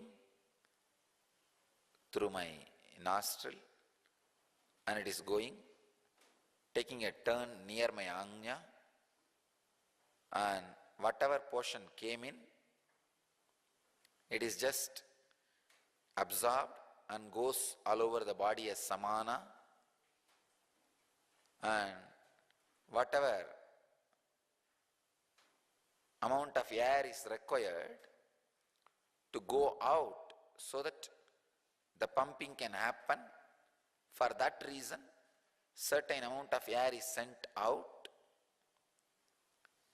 But I am not seeing any difference between the air which goes inside, air which comes outside, any chemical change, any difference. Usually the science says the air which goes inside has more oxygen, air which comes out has more carbon dioxide, the oxygen is absorbed inside. But I am seeing clearly, at least in my body, chemically I don't see difference between these two. Maybe we'll do some scientific research, because I am not seeing difference chemically. Only in the level of prana,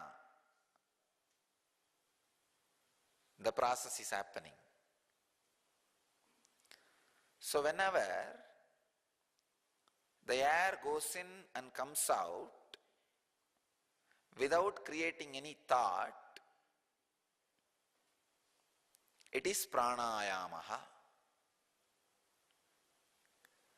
So if you sit in the breathing space of a person who breathes in that way, your breathing also changes, because your biomemory is intelligent. Please understand. If you like somebody's body language, you don't need to learn his body language step by step, word by word. Just like that you will pick up. You will just do what he does. You will just do what he does.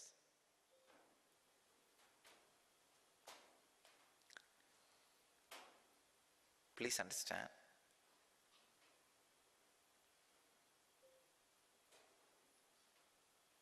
Body language which is able to inspire many people's biomemory automatically to follow its expression is what I call charisma. Charisma has nothing to do with being beautiful or handsome or any measurement.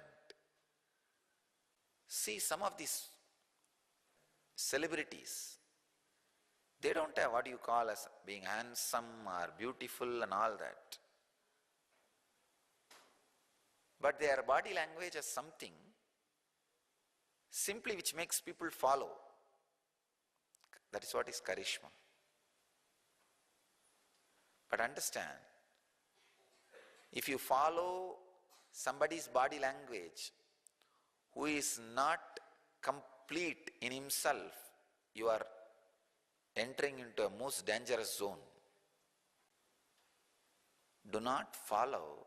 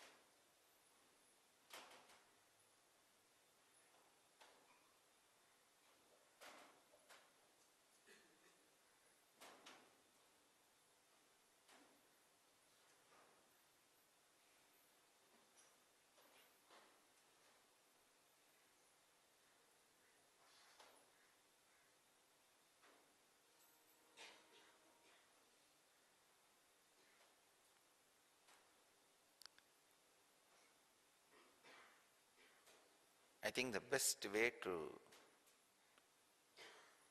explain this sutra is to give you experience. But for the sake of future and posterity, I will talk about this sutra also, explain also.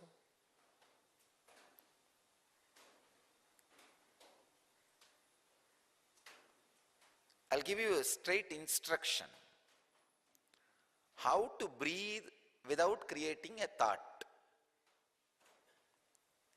Sit in a very comfortable posture, the first thing.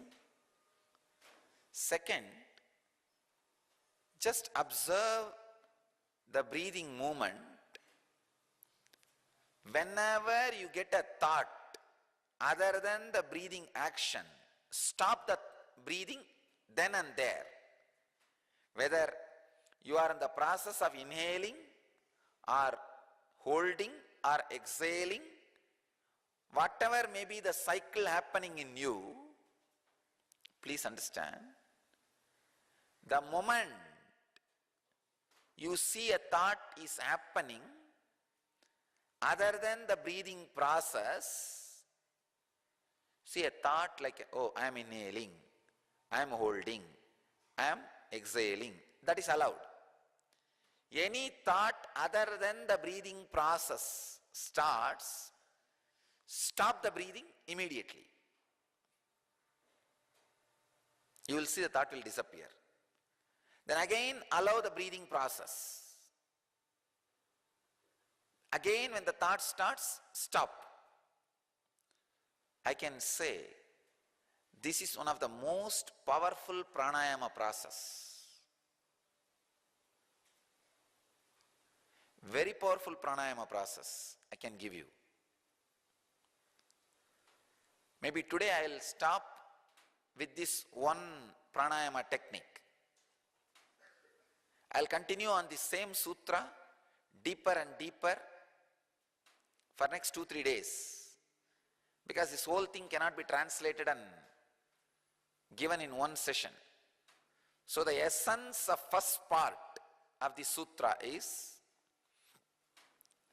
whether the breathing movement is outside or inside or happening, please understand, outside means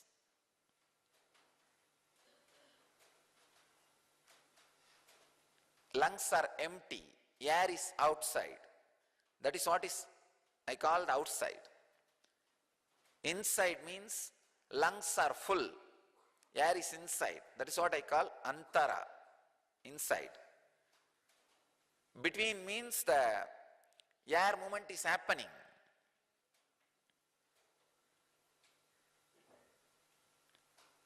Between the outside and inside. Whatever may be the situation, the moment you have a thought, stop it.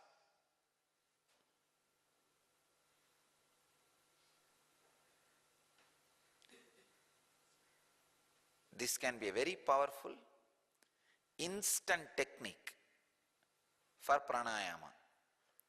But I will give you more and more, deeper and deeper techniques in further satsangs. Today I will stop with this.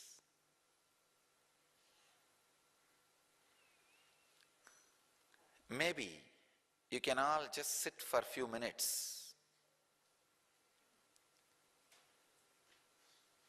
to catch up this breathing without thinking. Just sit.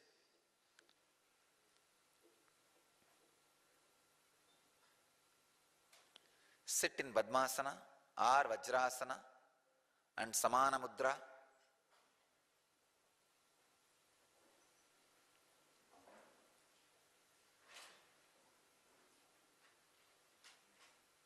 Try to sit in Padmasana. You don't need to do anything. Just sit in Padmasana and Samana Mudra. You don't even need to close your eyes. Like an infection, now you will catch this breathing without thinking.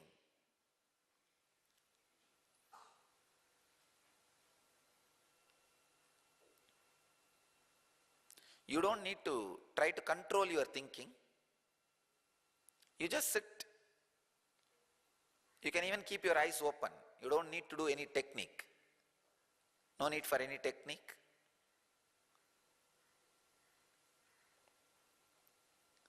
I'm just going to chant the bija of prana. Prana bija is yam. Yam is the bija of the pranic energy, the air energy, Vayudeva.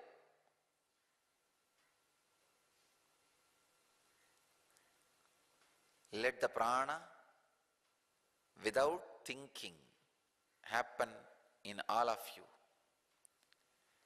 Let the breathing without thinking happen in all of you. Remember only the breathing action happening in you. Inhaling is happening. Exhaling is happening. Holding is happening. Just breathing action.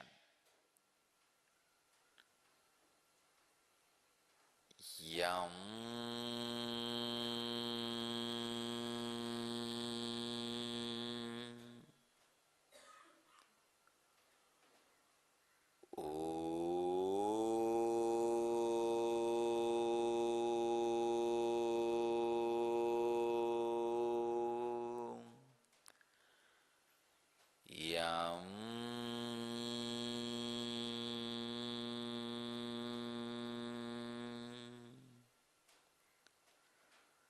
Thoughts are dust, breathing is breeze.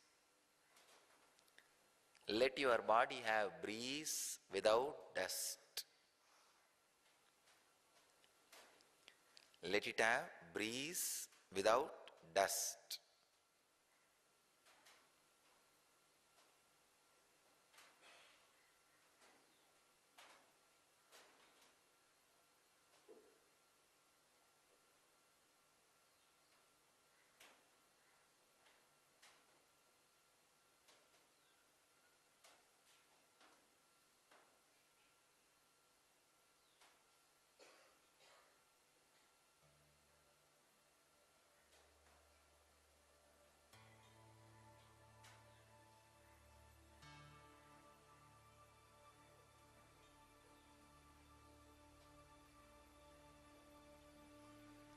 let your breathing be without thinking. Let the pure energy rotate in you as breathing. Let the pure energy flow in you as breathing.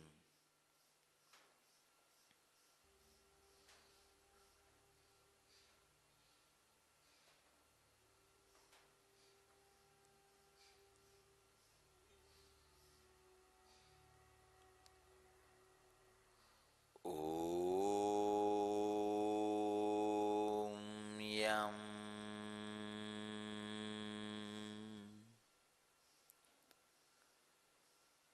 Om Yam Om Yam.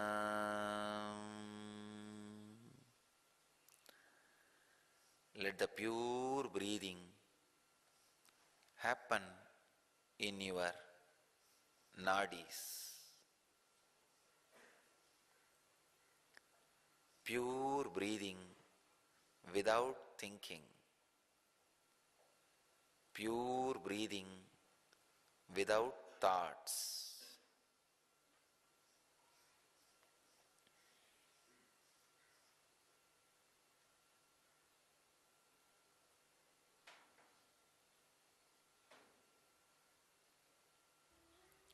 Let the time stand still.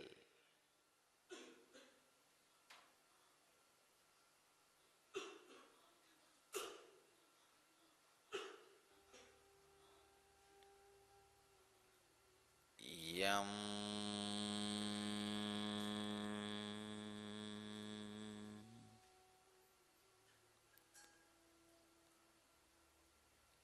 Yam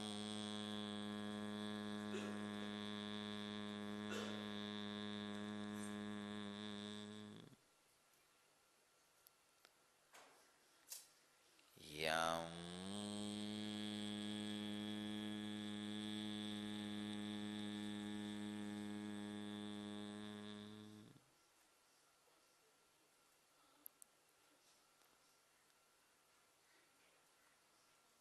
Pure breathing without thinking.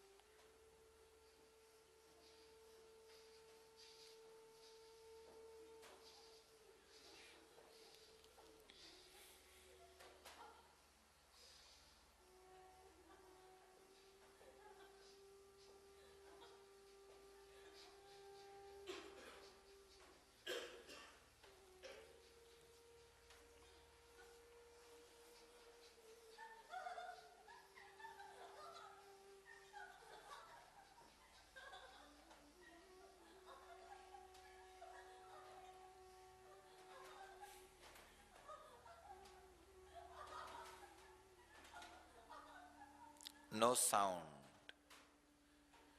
Any physical movement is okay, but don't allow sound, because through sound the energy will leave your body. Physical movements are okay. No sound. Om Yam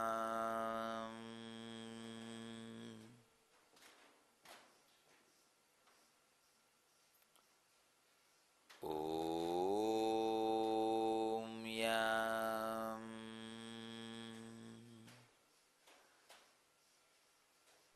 Yam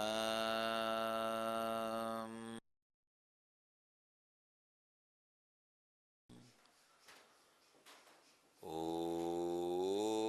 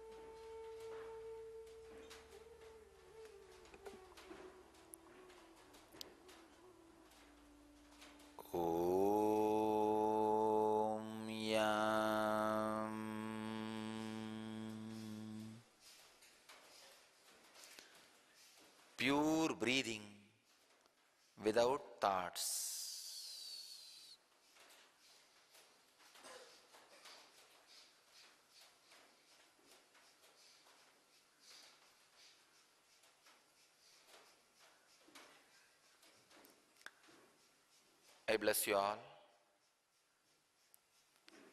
to achieve, experience, live, express, radiate and share the eternal bliss. Nityananda. Thank you.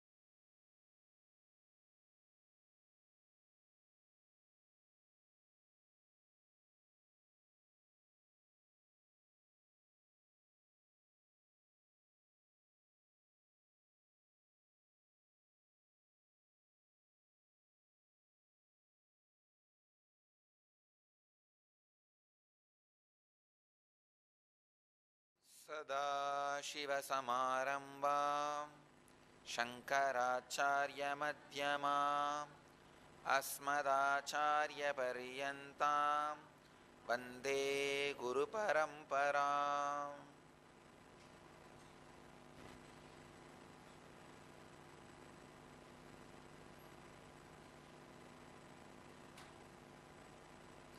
I welcome you all with my love and respects. Today's 100th Sutra of Patanjali's Yoga Sutras. In second chapter, 49th verse.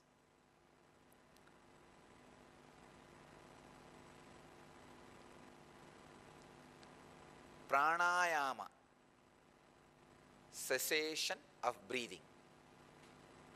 Please understand, I am not translating pranayama as control of breathing. All the orthodox translations say control of breathing. I am translating cessation, means completely stopping. You may think, wow, then should we die or what? No. I am not asking you to die. When I say the word cessation of breathing, I mean breathing which you experience every day, every moment, which awakens the thought also along with the air movement, should be stopped. Cessation of air movement with thoughts is what I call breathing. That should be stopped. See, what you understand as breathing is air movement with thoughts also being awakened. That should be stopped. That is what I call pranayamaha. So, I don't want to use the word control of breathing. Prana and breathing is not equivalent words. Please understand, it is not translation. Breathing means air movement with thoughts. Prana means air movement without thoughts. So cessation of breathing is what I call pranayama. Cessation of air movement with thoughts is what I call pranayama. Only air movements, no thoughts, is what I call pranayama. So, let me enter into the sutra, what Patanjali describes. Let's understand. In the sutra, he just introduces the pranayama. Tasmin sati swasa prasvasayo gati vicheda pranayamaha.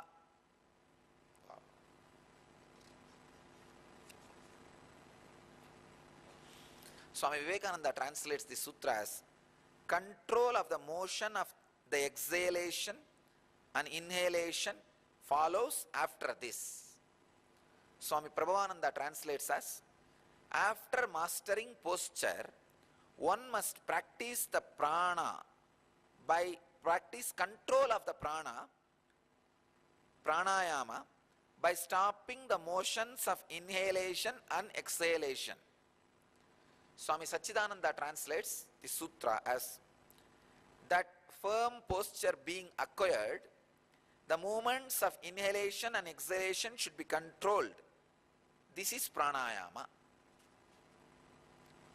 I'll translate the sutra as after achieving the firm posture, means balance, steady and comfortable posture, as I taught you yesterday, through the technique of balancing, you should learn the practice of breathing without thinking, without thoughts being awakened. That is what I call science of pranayama. Please understand. Along with the air movement, if the thoughts are also awakened, you are not inhaling pure prana, the life energy. Please understand these few things. Air is not life energy. There is a subtle energy goes inside along with air. That is what is called prana. Air is like a lorry, and prana is the object goes inside the lorry. Like how lorry comes here and unloads what we bought, the objects, and goes back. Same way, the life energy is carried by the air, it goes inside, and the life energy gets unloaded into the body, stays inside, and lorry comes out, means the air comes out. If there is more thought, less life energy will go inside. If there is less thought, more life energy will go inside.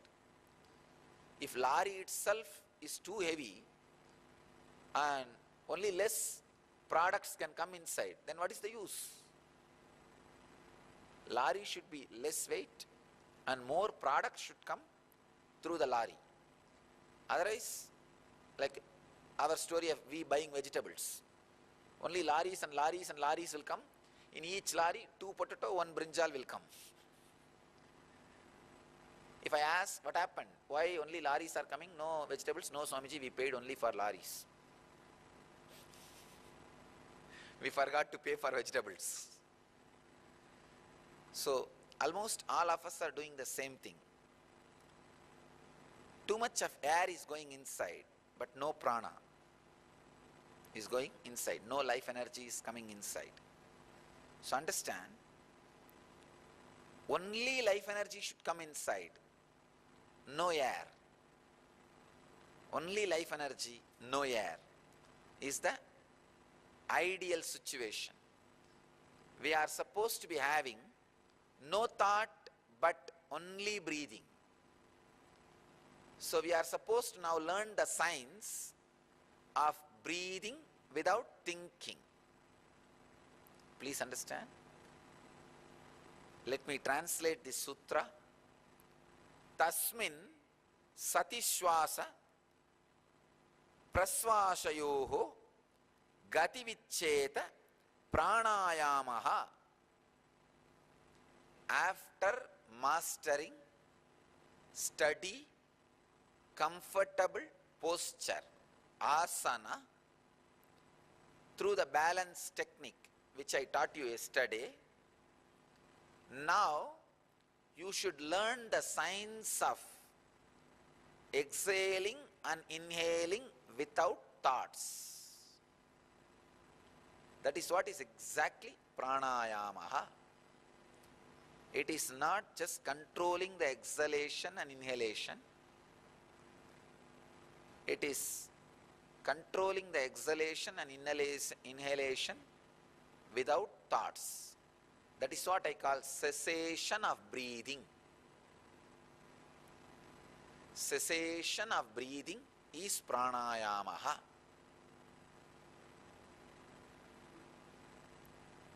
Let us learn the technique in next sutras. This is the essence of this sutra, essence of this sutra's message. I bless you all to achieve, experience live, express, radiate and share the eternal bliss. Nityananda. Thank you.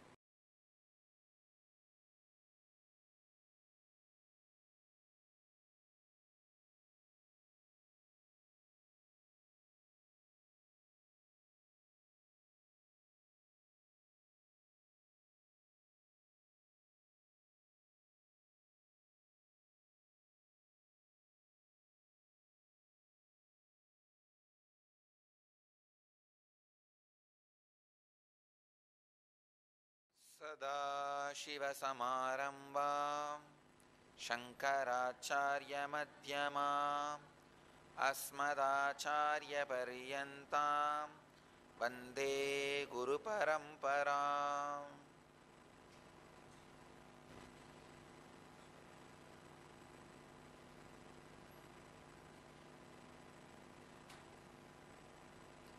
I welcome you all with my love and respects.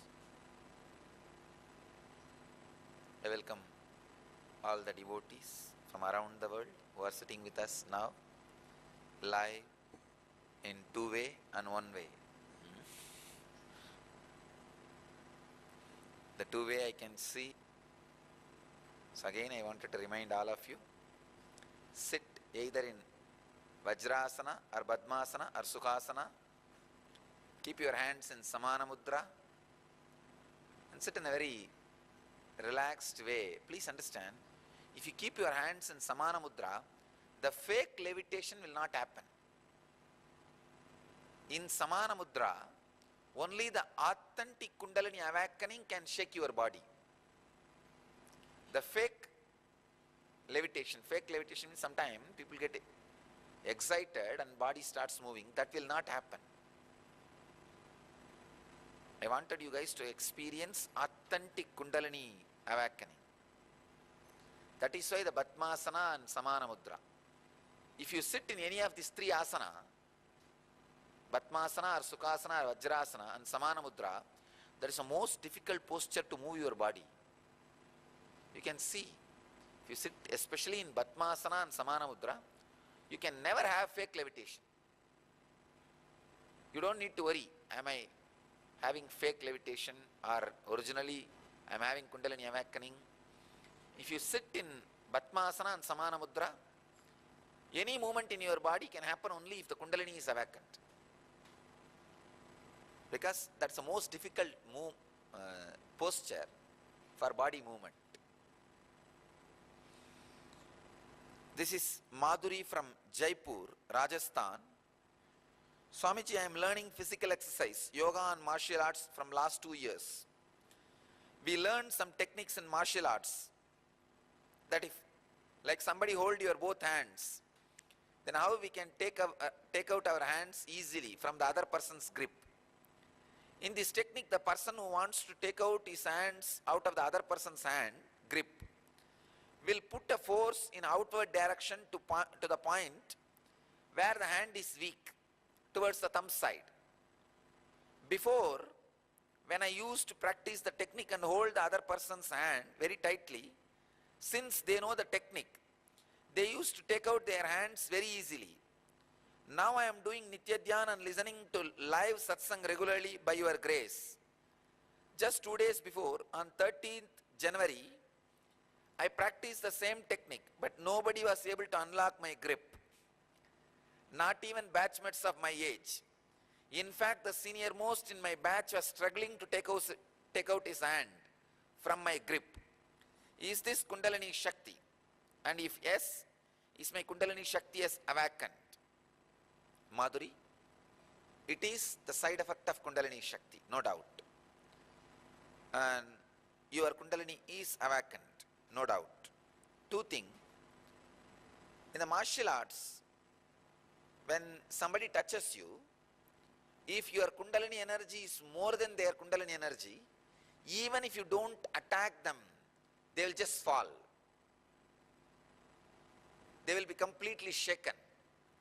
The martial arts is more Kundalini energy based.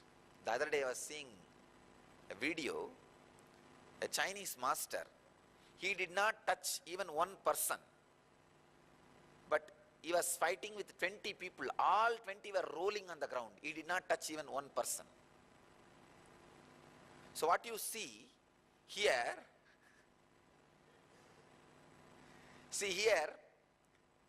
I make you guys roll in the ground with my love energy, the compassion energy, by awakening the Kundalini. The same thing that Master was doing with pure energy. It was neither anger nor compassion, just pure energy. Actually, pure energy itself will have a trace of compassion. So I could see very clearly. I'll get the video and give you the reference tomorrow. Tomorrow in satsang, I'll give you the reference, and it's in the YouTube. You can all watch. I saw from the YouTube only. So if your Kundalini is fully awakened, you don't even need to touch anybody. The moment you look at them, they will roll on the ground.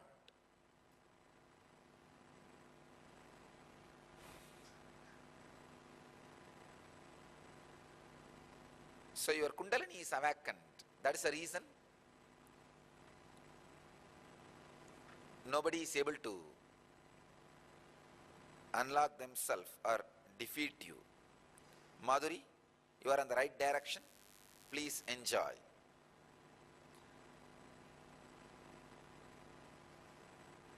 I am really surprised. From all over the world, I don't even know the cities and the country's name. People are watching this live satsang. Thanks to the technology. Thanks to the technology. Now we are having only 10 connections two-way. In a month we will have 108 connections two-way. We are establishing.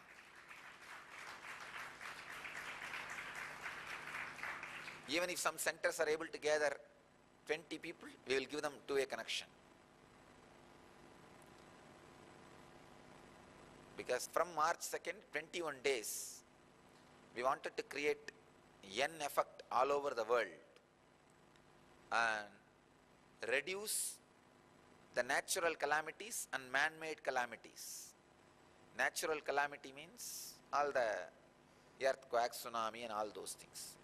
Man-made calamities like crimes and wars. So in the 21 days we will prove visibly to the world N effect, the only solution for man-made calamities and natural calamities. Create N effect, the only hope for future. We'll prove this in the 21 days.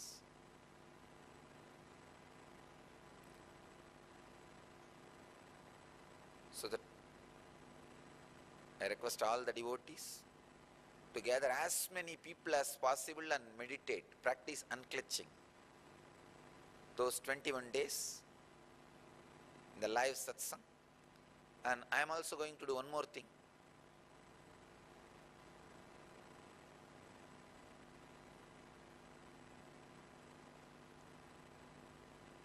Many devotees from around the world are struggling to keep up this time, live satsang. Next question is about that. I'll read this next question, answer, then.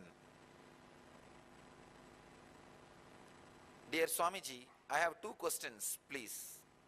Since the live Pada Puja and satsang is from 2 to 4 a.m. UK time, I am sleeping very irregular hours now. I find that I often have to sleep for a couple of hours during the daytime, as my body is feeling sleepy. So I have not been able to maintain working for 12 hours a day, as you said. Is it okay for the body to have irregular sleeping patterns? What's the best thing to do, as I want to keep watching you live? This question is from Satrupini, London. 2 hours sleeping during the daytime is okay. The 12 hours working does not mean continuous 12 hours. In a day, if you do 12 hours, that's enough. And actually, satsang time becomes working hours because you are not keeping quiet. I am working on you. So you can add satsang time also as a working hours. That's first thing. Second thing, due to the timings, we have not yet as yet succeeded. We have not as yet succeeded in gathering a large group of people. So we can have a two-way session with you at morning satsang. Devotees who work and those with children have indicated it is difficult for them to attend. Also, the public transport system is not dependable at the time of morning. So we are all individually watching you at our own homes. We have thought about it a lot, but have not found any solutions to these logistical issues. How can we also benefit and be part of the N effect and have a live interactive session with you? Satrupini, London. Satrupini from London. I am sorting out not only your problem of many devotees from all over the Europe and Southeast Asia.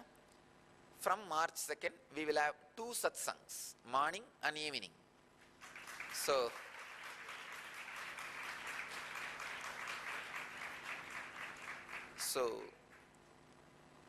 I am planning the second satsang timing, consulting with all the satsang centers around the world.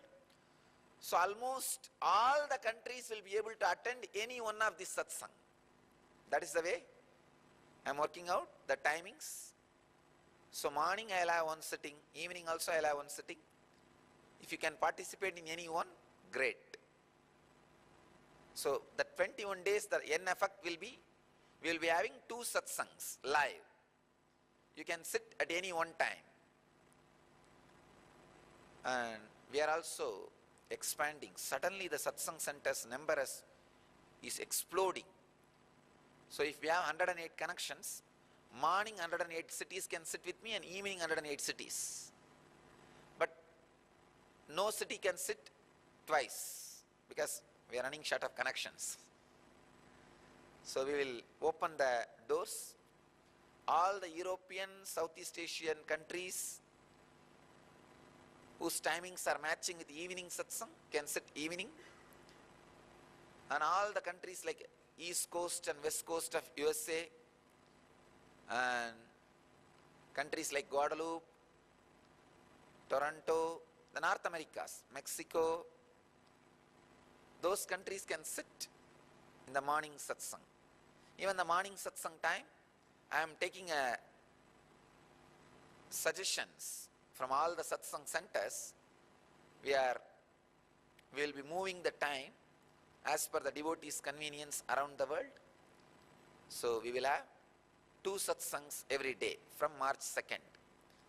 Except the time, days I am giving the programs like NSP or Inner Awakening, I will give 2 satsangs every day. Not only that, I will start speaking on Brahma Sutras.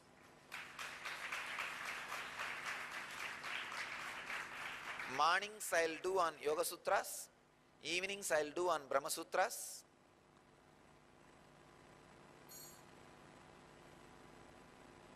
Of course, both will be uploaded in YouTube immediately. The live, when you sit live with me, it will not only be an intellectual learning, it will be an N effect. You will have the experience also. If you just want the intellectual knowledge, in 24 hours it will be in the YouTube. You can watch. We are exploding, really. I can see.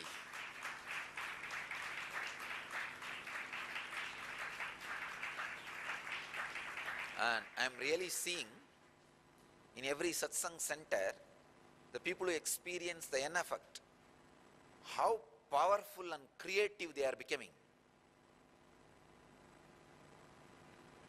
Powerful, creative, alive, and how the inner awakening is happening in everybody.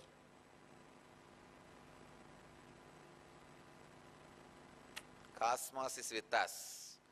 Nobody can disturb us.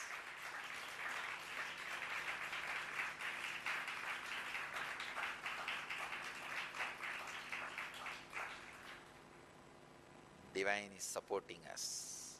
So, nobody can disturb us. Good. Next question. This is Prasanna from San Jose. Is he there? San Jose? Prasanna?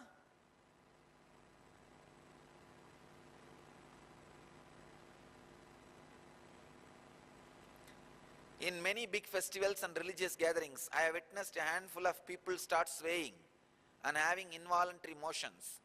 Never levitation, of course. My understanding was that for those few moments they were possessed by God and were channels of the divine. Is my understanding correct? Prasanna, I don't want to say it is correct or wrong. It depends on individual. If the person who is swaying, having involuntary motions, if he is in bliss during the experience, and after the experience if he becomes intelligent, Sat Chit Ananda. Sat means more integrated and more clear, more knowledgeable about life, death and the great secrets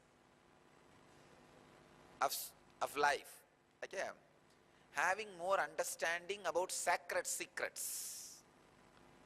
That's the first scale. Second, he should become more aware about his life and others' life. Third, he should become more blissful.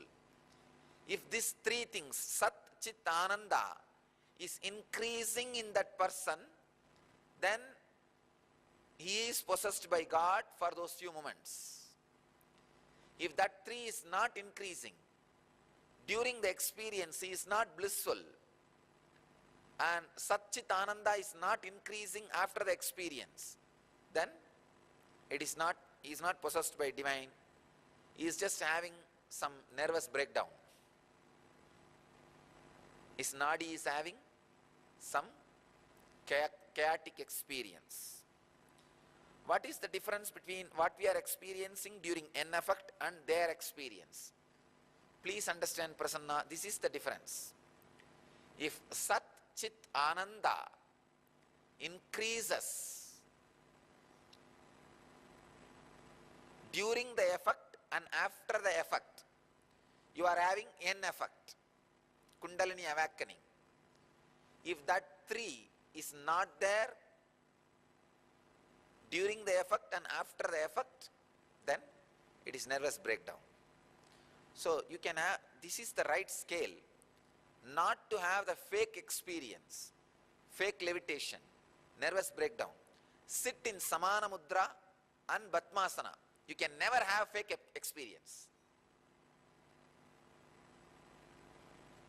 Those people who are swaying in these religious ceremonies and large gatherings, tell them to sit in Batmasana and Samana Mudra, everything will stop. Real Kundalini awakening only can move your body if you sit in Batmasana and Samana Mudra. If you are sitting in any other postures and body is swaying, moving, there can be doubt. But if you are sitting in Batmasana and Samana Mudra, any movement can be only out of Kundalini. So this is the scale to find out whether it is a nervous breakdown or N effect. Dear Swamiji, thank you so much for the strange experiences I had during yesterday morning satsang. This is from Nitya Priyatma Niraja from Atlanta Satsang Center. Thank you so much for the strange experiences I had during yesterday's morning satsang. I could not understand what it is, neither read any scripture to refer, nor had any spiritual guidance from others. But I believe whatever happening to me is for my own good. Yesterday, as usual, I started levitating during Pratyakshapada Puja. Levitation has become almost like as usual. See?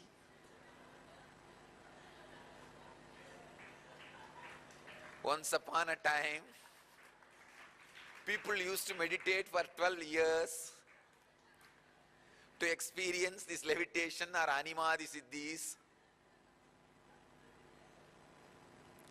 Nowadays, people don't even think it is a kind of a siddhi. They think it's like you go to Nityananda and sit with his live satsang. God, what have I done?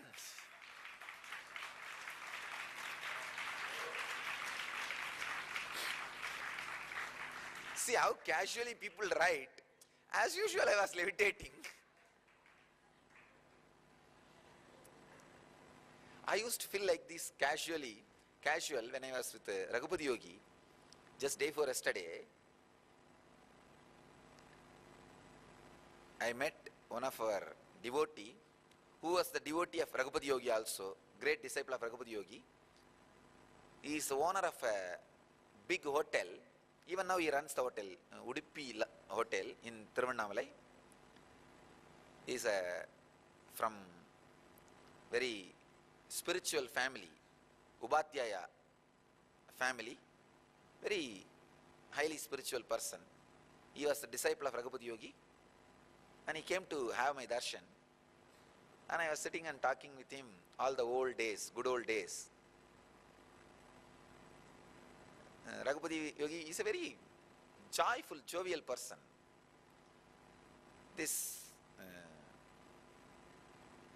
In his hotel, once Raghupati Yogi was sitting, I was also with him. We were actually, he was sharing the incident with me. So he was also sitting, we all three were chatting. We were having coffee. I was a small boy, so the dining table height was too much for me. So I was standing and drinking the coffee, and they both were sitting on the chair and drinking the coffee. And somebody came and asked Raghupati Yogi, like a very disturbing way, I heard you can make people levitate, means fly. Can you do that to me? Then Raghupati Yogi jovially told him, pay for this coffee bill, then I'll do. In those days, cup of coffee is something like a 60 paise. 60 paise means less than 1 rupee. So, 3 coffee. The hotel owner was having coffee, but usually he will never charge. He's a devotee, so he will never ask money. So he was actually giving coffee for Raghupati Yogi and for me, and for himself. So this guy who came, he said, all right, I'll pay for 3 coffee. For all 3 coffee he paid. And Raghupati Yogi actually made him sit on the dining table and told him to hold the nostril and did something for 3-4 minutes and pulled the dining table, and he was levitating. He was there on the air. He was there on the air. Just 3-4 minutes. So I used to think, oh, levitation is ordinary. Just like how I used to think in those days with Raghupati Yogi, this Neeraja is telling, as usual I was levitating. Yesterday, as usual, I started levitating during Pratyaksha Pada Puja. After that, when you were initiating us into Kula Kundalini awakening, I had this strange experience. My eyes were squeezed inside my Ajna Chakra, and it is trying to go upwards. Neeraja, it is perfect, right experience. Your Ajna is getting awakened. Usually, when your Ajna is awakened, it will suck both the eyes. It will suck both the eyes inside. The third eye will be awakened only if the 2 eyes are sacrificed into the third eye. The life energy will be offered into the third eye, only then the third eye will be awakened. Actually, after the third eye is awakened, all 3 eyes will be seen. Eyes will have the power. But for the awakening, these 2 eyes will be sucked into the third eye. My head started moving up slowly on its own, till reached a point where I could not sit. I fell backwards. After some time, I got up and started staring at you in the monitor. I saw you were breathing the same way I was breathing. Neeraja, you had my Pratyaksha Darshan. That's what is exactly. No doubt. If you are watching now, you will see Vibhuti will come out of your monitor. Okay. Just to show you that you are having Pratyaksha Darshan. You are seeing me directly. My body was moving up and down while breathing. I saw the same up and down movements in your body also. Great. I asked my husband, is Swamiji moving up and down? He said no. After that I went and slept. In the morning, I was looking at our window blinds. I saw they are also breathing as I am breathing. Neeraja, you are having the glimpse of what I had at the age of 12, feeling everything alive. You are exactly having the glimpse of what I had at the age of 12. Few days ago, I saw the eyes in the Gurumurti, in the house, in our house. They are moving. Is it a spiritual experience or just my hallucination? Neeraja, you can never have so many hallucinations, don't worry. So, I'll prove now you are not having hallucination. You are having the real spiritual experience with two things. Sit with Batmasana and Samana Mudra, you will levitate with that. Second, you will have Vibhuti from the monitor when you are watching me. If you are watching now, you will have now. If you are not watching me live now, when you watch me again live, at that time, you will have it. So, this will prove you are not having hallucination. You are having a real spiritual experience. I used to have these doubts sometime when I was with Kuppammal. When I had my first experience itself, when I had my enlightenment at the age of 12, I had the doubt, am I possessed by ghost or God and all that. When I went to Kuppammal, she did a very beautiful thing. She took me to the Arunachaleshwara temple and she took me near the Garbha Mandir and asked, now remember that experience. I remembered. She asked, is it getting intensified or getting diminished? I said, it is getting intensified. I can see now. The Shivalinga is alive and all these deities are alive. This whole temple is alive. She said, this is the proof you are possessed by God. Because the Arunachaleshwara temple is the most sacred and oldest energy center. If you are possessed by the demon, that experience cannot become solid here. It cannot get solidified. It can only diminish. It will only become dull. If you are possessed by divine experience, the real Kundalini awakening, only then it can become intense.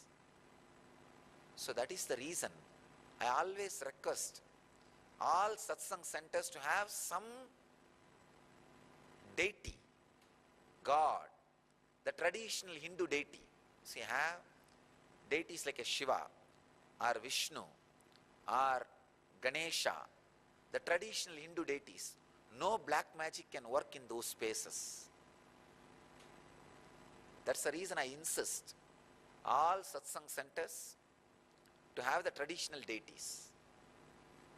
See, an authentic master will never create his own black magic deities. There are people going around creating their own black magic deities. You can't understand, you can't connect them with the tradition. Even when they put the linga, it will not look like a traditional linga. Means what? They put their own energy, means the black magic energy, and their own form. So understand, that is the reason I am telling you, do not go to the places where the authentic traditional deities are not worshipped. Go for the Vedic traditional deities, Shiva, Krishna, Buddha, Rama, Ganesha. No black magic can work with these deities. Because from the time immemorial, they represent pure cosmic consciousness. So in the cosmos itself, very clearly, only the pure cosmic consciousness can be associated with the deities. So, no black magic can work in the presence of those deities.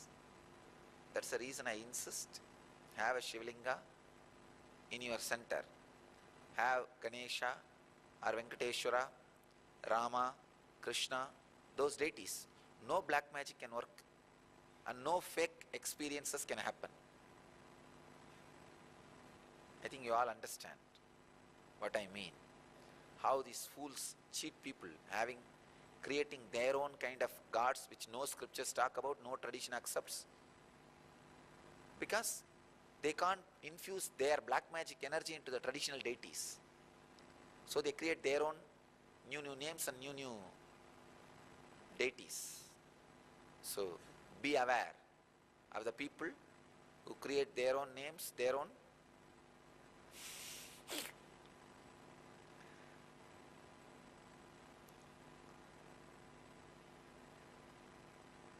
have authentic,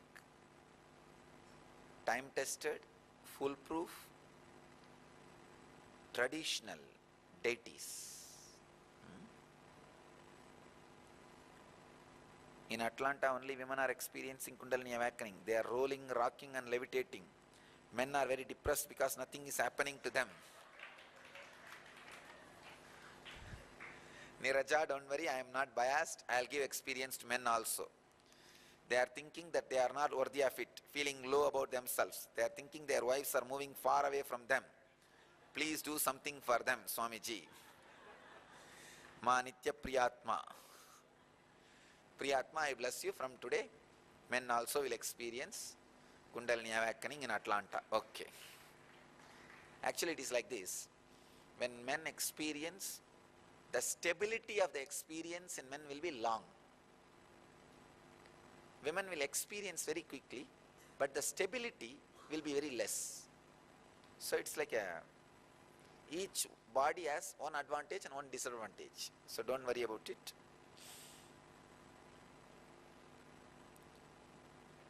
Testimonials and comments, oh God.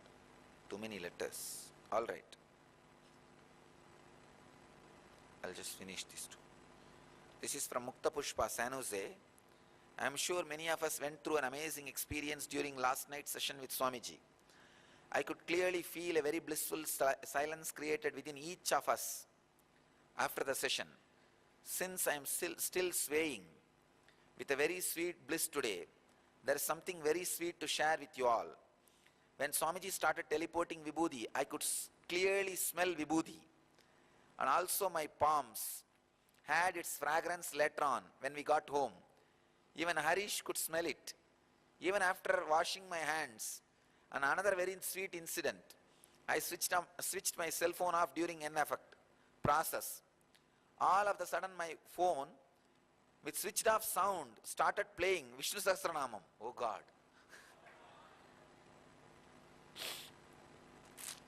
There is an incident, Jnaneshwar, in Jnaneshwar's life, Namdev. So, the Jnaneshwar, Namdev and all used to walk naked. Some of the Brahmins caught them and started asking, if you guys are Avadutas, Paramahamsas, as you claim, can you make this buffalo chant Vedas? Namdev just sprinkled little water on the buffalo. Buffalo simply chanted the whole Vedic mantras beautifully. Rigveda mantras. They were shocked. Now we can say, switched off cell phone will chant Sahasranama. Come on. I can say, buffalo chanting Vedic mantra is much easy than the cell phone having Vishnu Sahasranama. First I thought the sound was coming from somewhere in the temple and I did not pay attention to it. Only after some time I am seeing my phone in my packet and packet playing loud with silence mode on Vishnu Sahasranama. Not to mention that my cell phone is time password protected and it locks automatically after 1 minute of inactivity. Have an amazing, oh, this is an experience. It is locked, silence mode, switched off, and it is chanting Vishnu Sahasranama. Great. It's from Mukta Pushpa's phone. Dear and respected Swamiji, my namaskarams to you. Please accept my respects to you. I have been searching for my master internally for past 20 years. This is Krishna from Toronto. Cosmic force has answered my call silently because even without anybody recommending, first moment I saw you in the YouTube and heard your voice, my inner space is filled with you. My nature is more internal, always searching for things inside the inner space. I must first experience the Brahman and attain yogic body and Vedic mind before I can get into satsang with others. Please accept my respects and bless me. என்னுடைய உள்ளுணர்வு உணர்த்துவது நான் உங்களுடன் ஏதோ ஒரு விரவியில் உங்களுடன் இருந்திருக்கிறேன். He says, I have a strong emotion that I had been with you in some distant past life. Please bless me and accept me as your virtual disciple for now. Very soon, if you wish, I have your darshan in your presence. Krishna, I accept you as my real disciple itself. Why just virtual disciple? I accept you as my disciple. You will have my darshan in my physical presence. Accept this following sukta as if I am chanting in your presence with Purna Kumbha. He is giving Purna Kumbha to me. I accept. Krishna, you will experience. Yes. Here is one more question. Dear Swamiji, what is the difference between contentment and suppression? In one discourse you said, do not suppress. In another you said, be contented. They seem to be contradictory. How do we apply the two techniques? Achala, for you, contentment. It is to the individuals. So, for you, practice contentment. That's it. I bless you all to achieve, experience, live, express, radiate and share the eternal bliss. Nityananda. Thank you.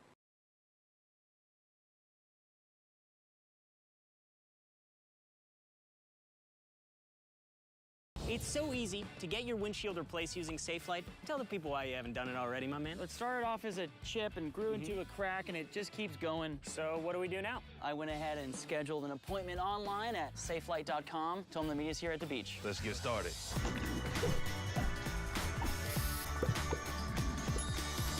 Oh, SafeLight repair. SafeLight replace.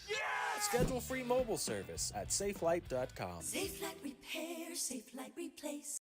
Hey, attention everyone! I've been trying to catch the Pontiac Bandit for 8 years. You know how many months that is? 96. 46 years, months. You're not very good at math. Oh God. Oh my God. Oh God. Okay, my no, God. It's in here. Oh, it's in my shirt. I was gone for 30 seconds. Dad! You going out with your friends Friday night, right? Oh, well, we didn't talk yet, but I don't need... Yeah, I can go. Yeah, that sounds great. Yeah, I can go. Yeah, that sounds good. Yeah.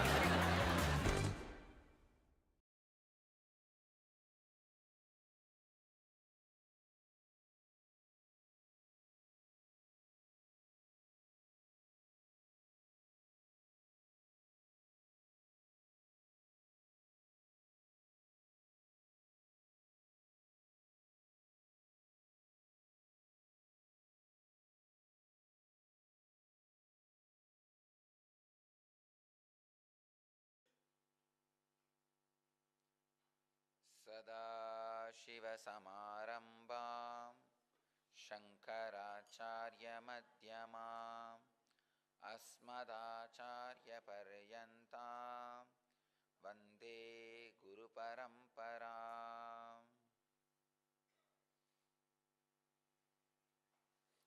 I welcome you all with my love and respects.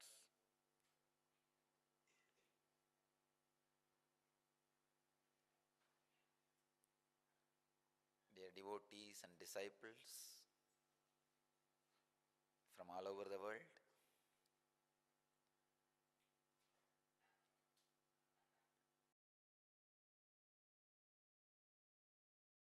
let me enter into the Yoga Sutra, the today's Patanjali Yoga Sutra. Today's sutra is 99th sutra. In second chapter, 48th verse, subject is reprogram your brain.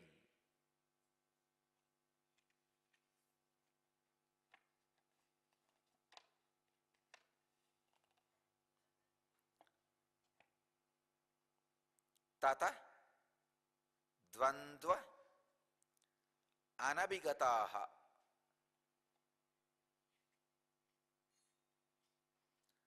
anabhigataha tata dvandva anabhigataha. That is a sutra. I'll give you the translation by Swami Vivekananda. Posture being conquered, the dualities do not obstruct. And Swami Prabhavananda translates as, thereafter one is no longer troubled by the dualities of sense experience. Swami Sachidananda translates as, thereafter one is not disturbed by the dualities.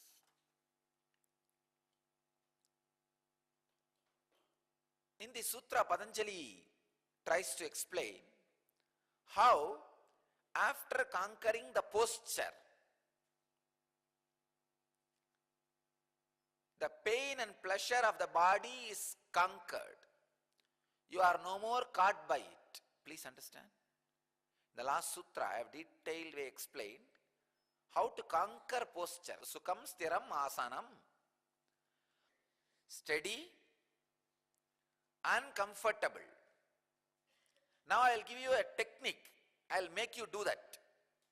Last time I explained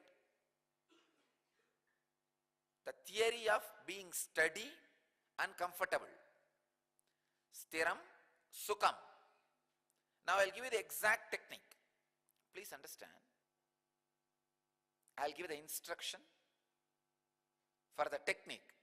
How to make your body balanced.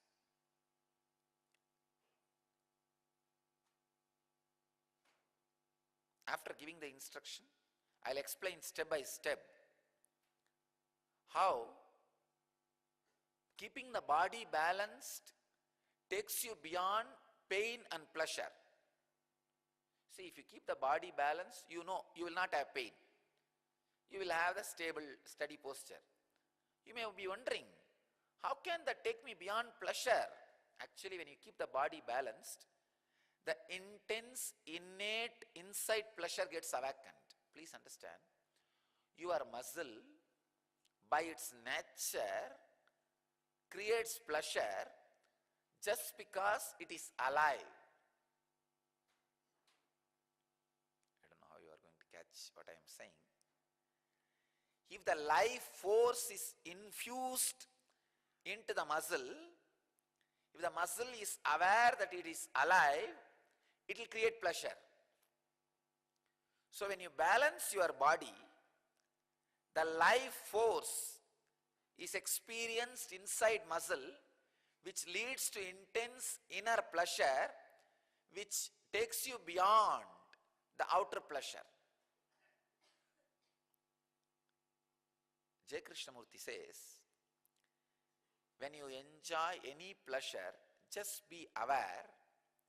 Only once go through any pleasure being aware, you will be completed in that pleasure and you will be liberated from it. This is what J. Krishnamurti means. When you are alive in your muscles, the pleasure created is so strong, so intense, you will go beyond the outer pleasure. Let me give you the instruction exactly for balancing. Sit either in Vajrasana or Padmasana and Sukhasana. Then try to find out in which position your upper body feels most light, weightless. See, if you push your don't do now, first listen to the instruction. If you push your body with closed eyes like this, you know, you will feel the weight of the body. And slowly try to bring. At one point, when it is straight, when the equilibrium is completely balanced, when the whole weight falls in the center, you will feel your body is weightless. Same way, try side, left side. You will feel the heaviness of the body. Then again slowly raise your body. Actually, when you balance like this, if you wear like this heavy jewel, it will be useful. Heavy Rudraksha, you will really catch the exact point.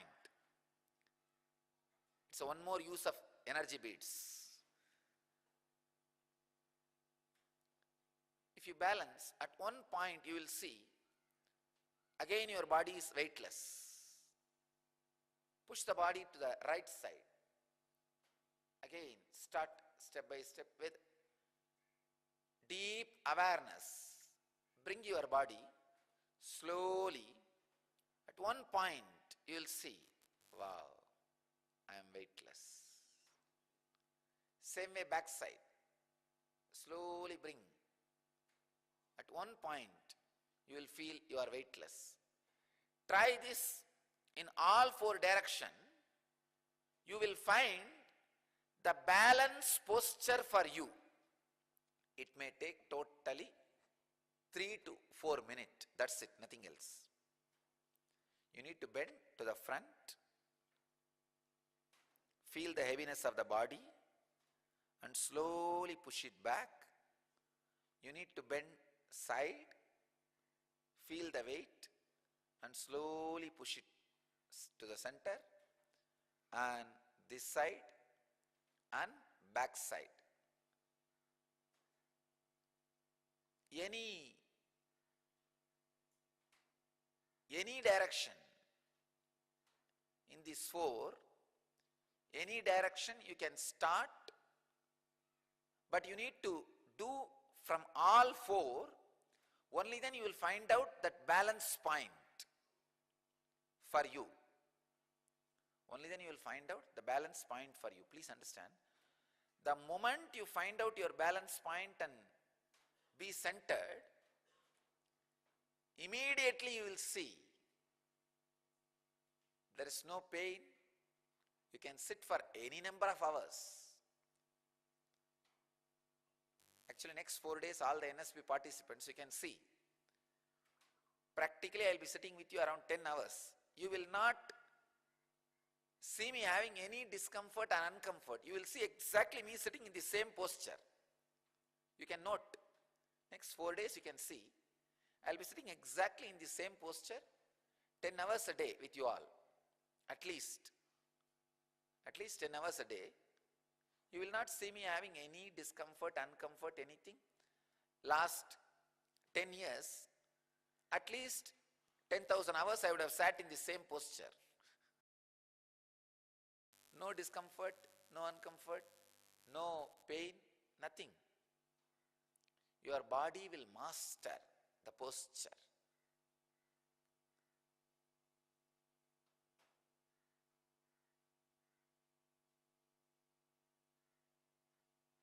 When you sit in the proper posture and have the Samana Mudra, immediately you will experience the psychological Kundalini awakening. Means you will become light. Psychological levitation will happen. You will become light. Then few days of practice, the physical levitation also will happen. Please do not imitate Samana Mudra from me. See, whenever I do Samana Mudra, I put left thumb on the top. You don't imitate. You do only right thumb on the top. Actually, I am imbalancing Samana a little bit. Only then I will not levitate. That's why. So I'll just imbalance a little bit so that I can be settled, and not only, of course, I don't physically levitate. I have balanced that much. Even otherwise, to talk, to relate with you all, I need to little, very mild percent, but Samana need to be little imbalanced. Balance means like other energies need to be added, kept live. So whenever I put myself in Samana Mudra, it will be left thumb up. But whenever you do, it is supposed to be right thumb up. Now, let us balance. Let me give the instruction. Push the body to the front side and slowly move back and find out at what posture your body is completely balanced and weightless. Let us do the first step. Please push the body forward as much as you can and get it back very slowly, very slowly. First feel the heaviness of the body. Push it forward. Feel the heaviness, weight of the upper body. Backbone should be straight. It should be straight. Then slowly bring it back.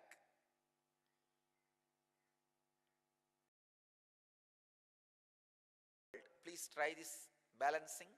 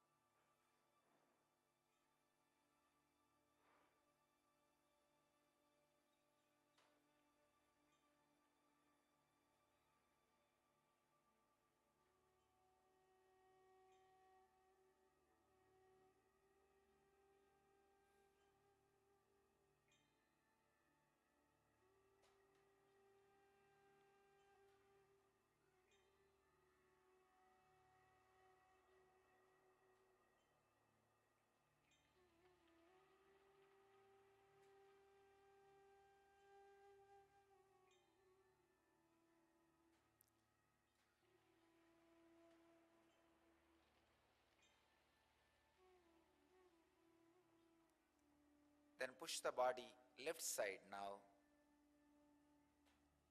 Left side.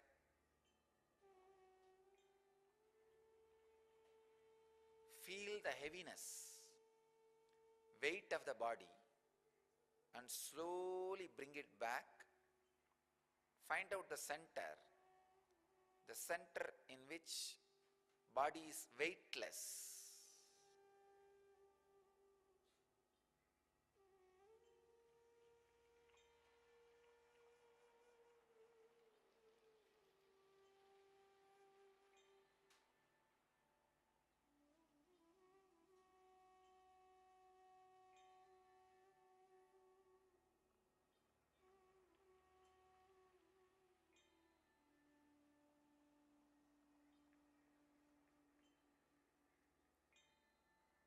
Now push the body to the right side.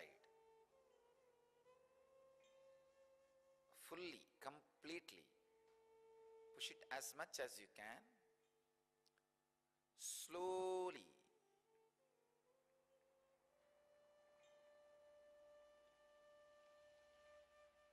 Bring it back.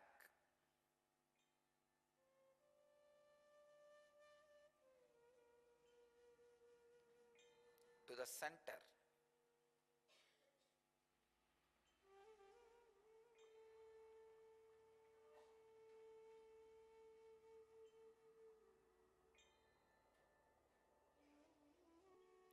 And try to find the center where you are weightless. Now push the body backward. Push it backside as much as you can.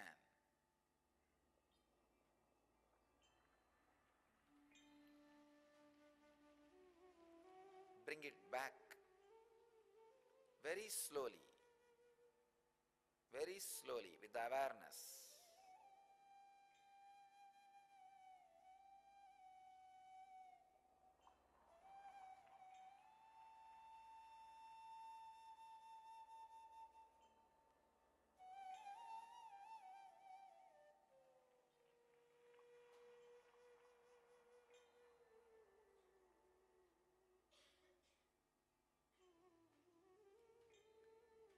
Find the point You are weightless.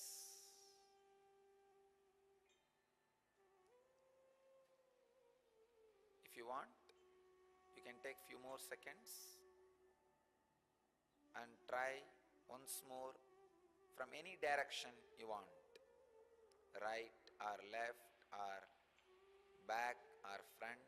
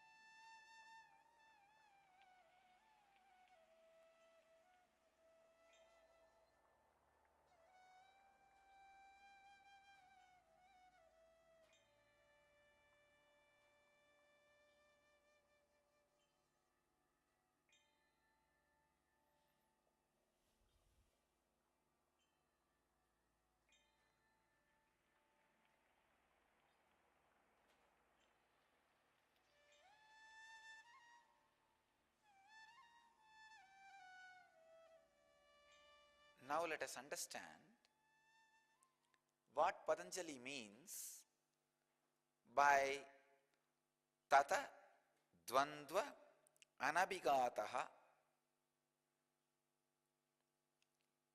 When the posture is conquered, there is no dualities, means pain and pleasure, excitement and boredom. Body completely feels balanced, settled, alive. So all we need to do is aligning the body every day before you sit for your meditation. Take these 3 minutes and align your body. You will see now, all the aligned body, the Kundalini awakening will be very easy. When the body is aligned, the awakening of the Kundalini becomes very easy. Just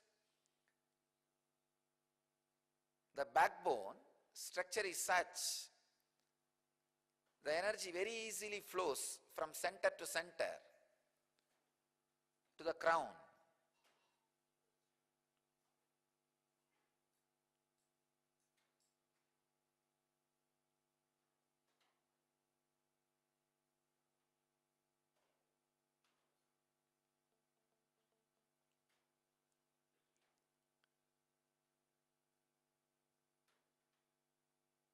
I'll guide you all into the simple process of balancing your backbone. See, now what we did with that, you balanced your backbone posture externally. I'll align your nadis, energy centers now internally. Don't move the body now. Once you freeze it, freeze it. Settle, stay still.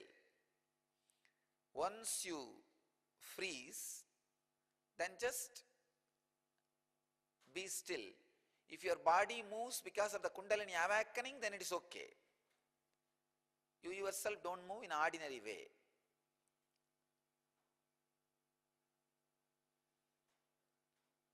I'll awaken your inner energy and align your posture through these proper syllables, the bija mantras.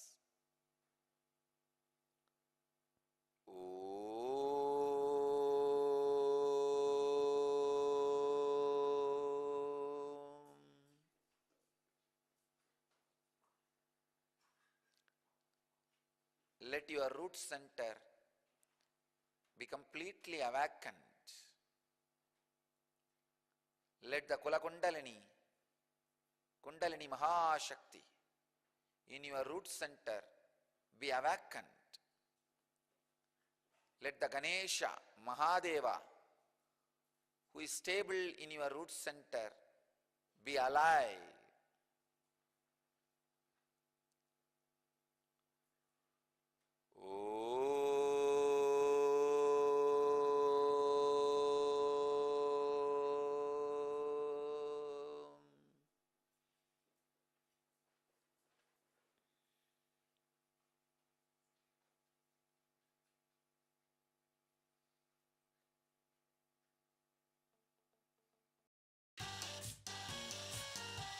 You're watching a toothbrush play Billie Eilish. But did you know that there's a YouTube Music app where you can also listen to the EDM version, the ska version, and of course, the original version? Duh. Get YouTube Music Premium.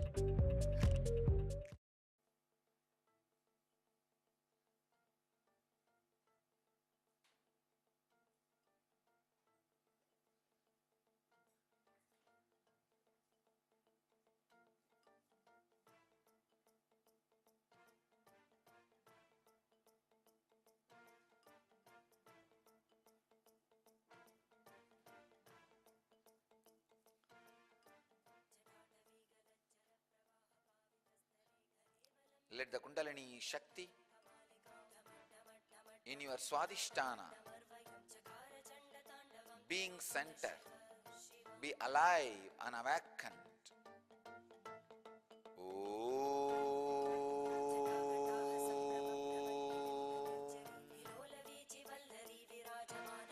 Let your Manipuraga be awakened.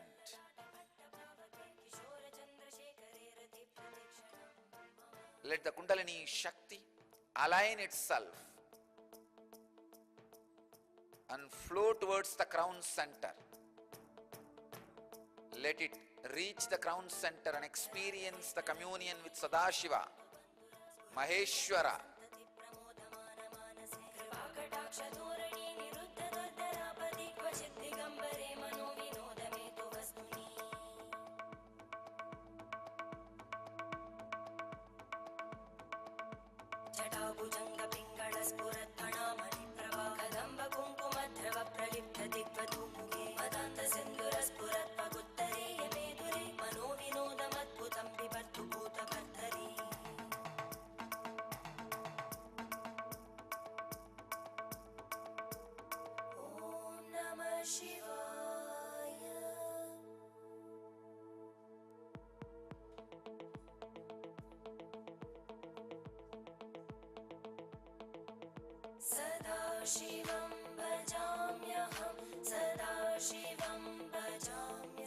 The Kundalini intensely penetrate your every cell.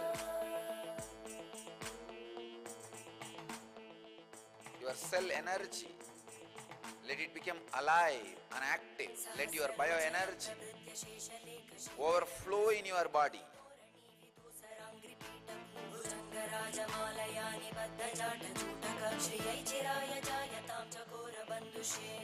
Let Avak and Kundalini Shakti reach the crown center.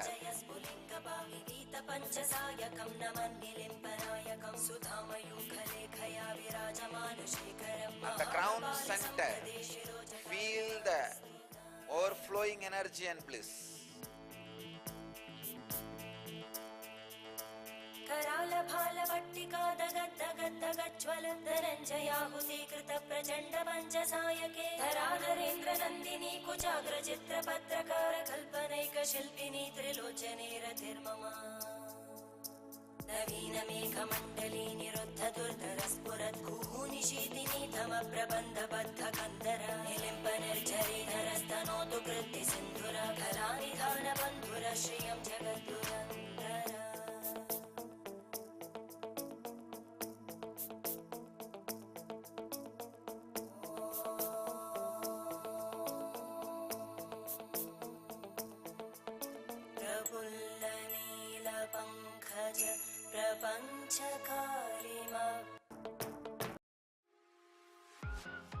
Your favorite movies are on YouTube.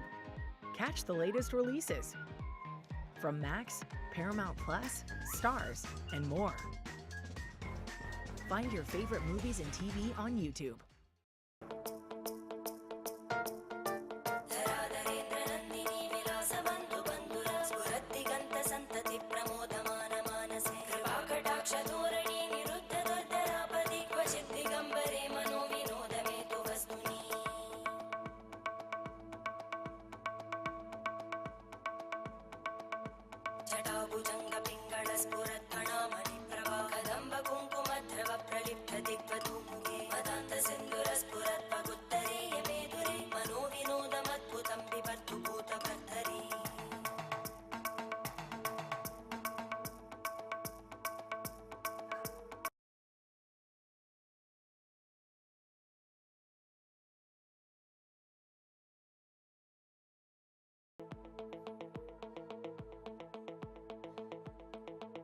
सदा शिवं भजाम्यहं सदा शिवं भजाम्यहं ॐ नमः शिवाय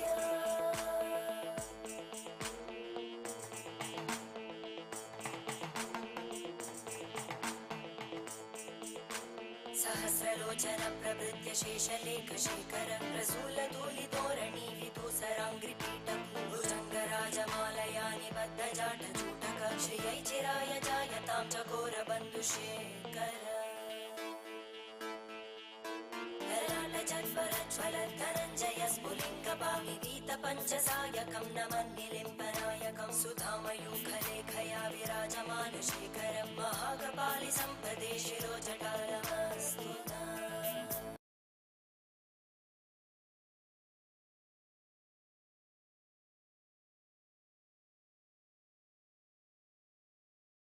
कृत प्रचण्ड पञ्चसायके धराधरेन्द्र नन्दिनी कुचाग्र चित्र पत्रकार कल्पनैक शिल्पिनी त्रिलोचने रतिर्मा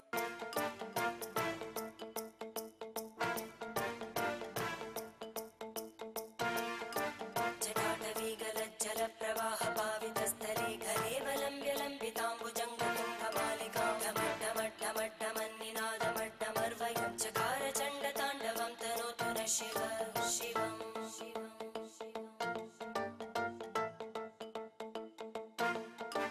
जटाकटाः सम्भ्रम भ्रमन्निलिम्ब निर्जरी विलोलवीचि वल्लरी विराजमानमूर्धनि धगद् धगद् धगज्ज्वलल्ललाट पट्टपावके किशोरचन्द्रशेखरे रति प्रदक्षिणं मम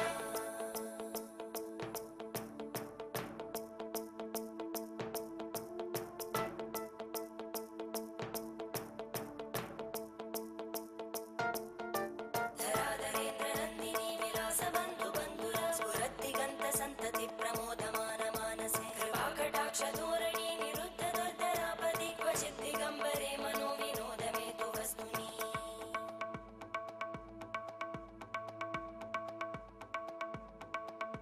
जटाभुजङ्ग पिङ्गळ स्फुरद्फणामणि प्रभा कदम्ब कुङ्कुमध्रव प्रलिप्त दिग्वधूमुखे मदान्त सिन्दुर स्फुरद्भगुत्तरे यमे दुरे मनो विनोद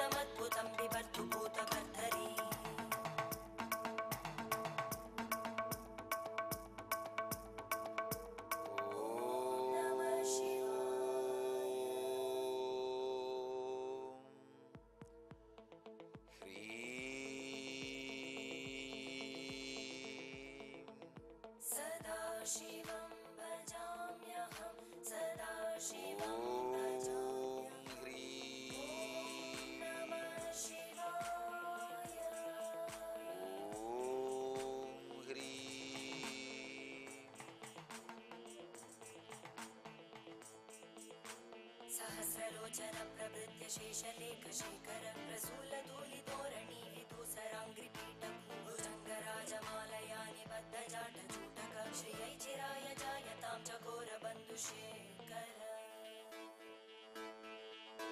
ललाट जठ्वरज्ज्वलत् धनञ्जय स्फुलिङ्गपाणि पीत पञ्चसायकं नमन्निलिम्पनायकं सुधामयूखलेखया विराजमानशेखरं महागपालि सम्पदे शिरोजटालमस्तु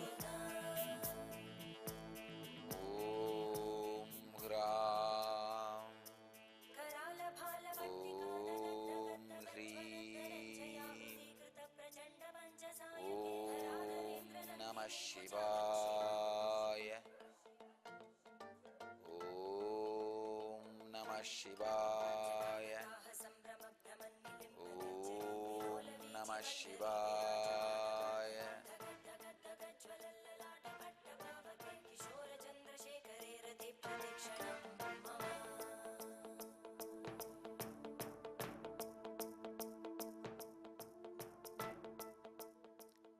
Relax.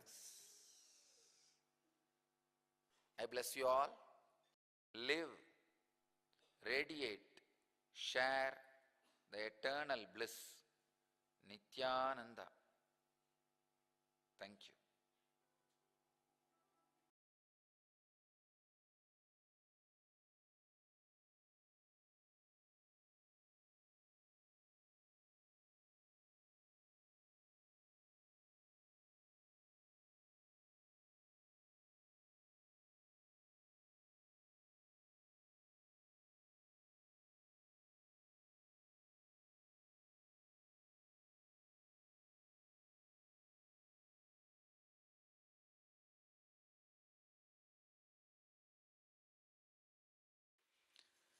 Sadashivasamarambam Shankaracharya-madhyamam Asmadacharya-paryantam Vande Guru-paramparam.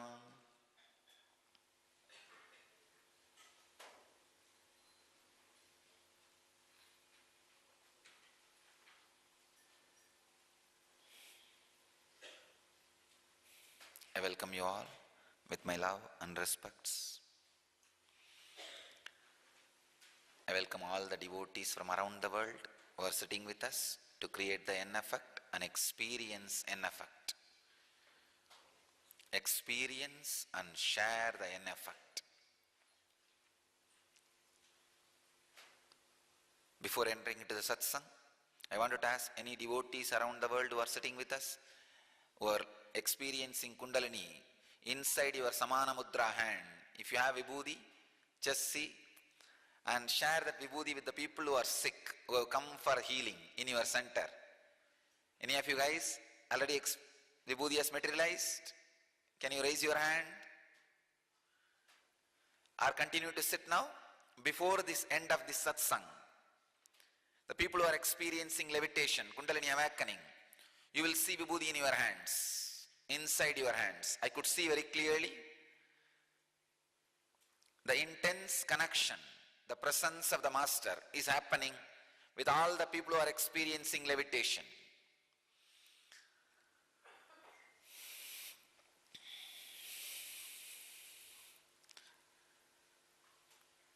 So yesterday, I felt the same intense connection and said, in many temples, the Paduka, from Paduka Vibhuti has started coming, and I received the photographs from Los Angeles, from Mexico, from Paduka Vibhuti started coming. Now I feel very clearly the devotees who are experiencing Kundalini awakening, they are intensely connected to me and the divine presence. You will see inside your hand, Samana Mudra, the Vibhuti will start getting materialized. I tell you, within Shivaratri, scientifically we will prove the teleporting of not only Vibhuti, even the Navaratnas. It will start happening.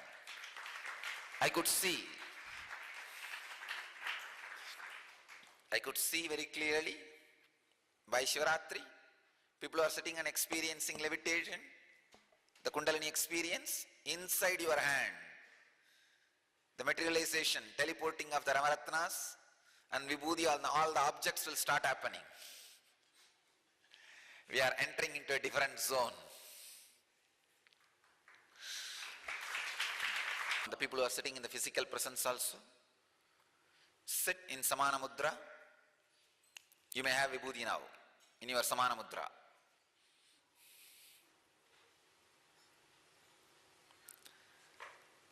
First, I'll answer a question from N Satsang Center, Jayanagar, Bangalore, from Mahesh. Dear Swamiji, towards the end of your morning message today, Thursday, 13th January 2011, you made the N effect happen in the 5 centers in North America, which were connected live on video conference. You raised their Kundalini, put them into Samadhi, and also made Vibhuti come out of the Padukas in those centers. My question is, can't the same N effect happen to all of us who are watching the morning satsang live every day, sitting individually in our homes from 7:30 a.m. onwards? Is it necessary that we should gather together as a group in one place and watch the morning satsang as a live video conference for the N effect to happen in our bodies? For the Kundalini awakening, for the levitation, for the Samadhi to happen, and for the Vibhuti to appear, can't all these happen to all of us sitting individually in our homes and watching the morning satsang live from our homes on NTV, though not via video conference? I eagerly look forward to your response. I'll take this opportunity to explain thoroughly the N effect and Kundalini awakening, levitation for all of you. Please understand. I wanted all of you to understand what we are doing. First thing I wanted all of you to understand, it is not hypnotism. I am not hypnotizing you. I am actually de-hypnotizing you. You have been hypnotized as an ordinary human being. Island, just a physical body. I am de-hypnotizing you and making you realize your original state. You are cosmic consciousness. Second thing, I am not showing any magic or miracles. No. Exactly as per the Patanjali's Yoga Sampradaya, the yogic tradition, the pure Samadhi experience, the Kula Kundalini experience is being transmitted. Please understand. Yesterday I made it very clear, even during the N effect instruction. Let the Samadhi experience as explained by Patanjali, let the Kundalini awakening as explained by the great master Patanjali happen in you all. Now again I am insisting, let the great Yoga Vedanta Sampradaya, the Yoga Vedantic experience expressed by Sadashiva, Mahadeva, Patanjali, and great Hatha Yogic masters like Maschendranatha, Goraknatha, the Sannyasa Sampradayas of Shankara, these great Vedantic, Yoga Vedantic traditions, what they speak as Kundalini awakening, what they express and define as the Samadhi experience, let that happen in all of you. I am very clear. Please understand. Now I am offering my whole being and everything to all those great masters and say, oh masters, whatever you wanted as Samadhi experience, oh Mahadeva, Shiva, what you wanted to transmit as Samadhi experience to the world, oh Patanjali, what you wanted to teach through Ashtanga Yoga as Samadhi experience to the world, O Maschendranatha, Goraknatha, what you wanted to give it to the world through Hatha Yoga, let that pure yogic samadhi experience, not any diversion, any siddhi, any black magic, no. What you all wanted to transmit to the world as great samadhi experience, only let that happen to all of you. Only let that happen in all of us. Nothing else. Please understand? Now, you will all experience, we will all experience only the pure samadhi experience of those great masters. I am very clear. I offer myself at their feet. Whatever energy expressing through this body, I offer it at their feet. Pray to them and earnestly request them their divine presence, and let there not be any diversion from what they wanted to offer as samadhi to us. Let there not be any side route, perversion, or going in a different direction. What they wanted to do to planet Earth, to human consciousness, let that happen on all of you. Let that happen in all of us. Please understand? I am very clearly invoking their presence. O Masters, please be here available with all of us. And what you all wanted, that pure Yoga Vedantic experience, happen in all of us. As the side effect of that experience, all the miracles, all the auspicious miracles happen. Please understand, I am making it again and again very clear. Whatever you are all experiencing is pure, authentic, traditional, spiritual, Yoga Vedantic Kundalini awakening. And you are all heading directly towards the ultimate samadhi experience. Atmajnana, Atmanubhuti, enlightenment experience.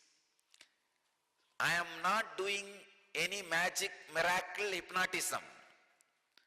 I am doing a clear,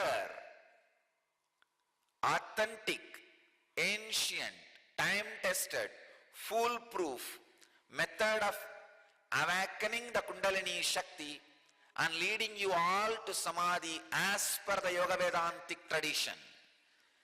I am saying now, invoking the presence of all those masters, O Mahadeva, Sadashiva, Patanjali, Maschendranatha, Goraknatha, O all the great masters,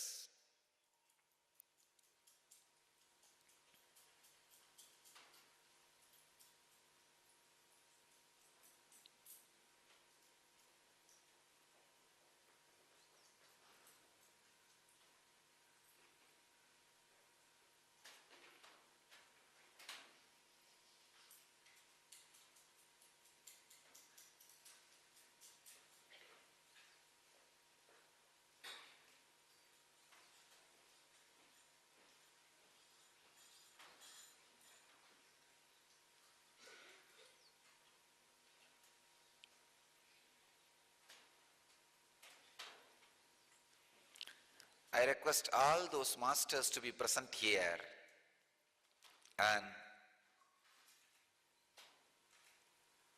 let them all bless all of us.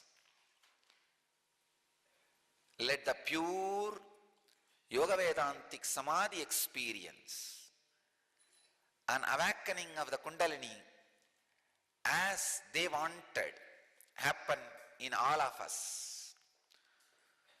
So the side effect of this experience will only be health, bliss, joy, creativity, prosperity, and all the auspicious things, and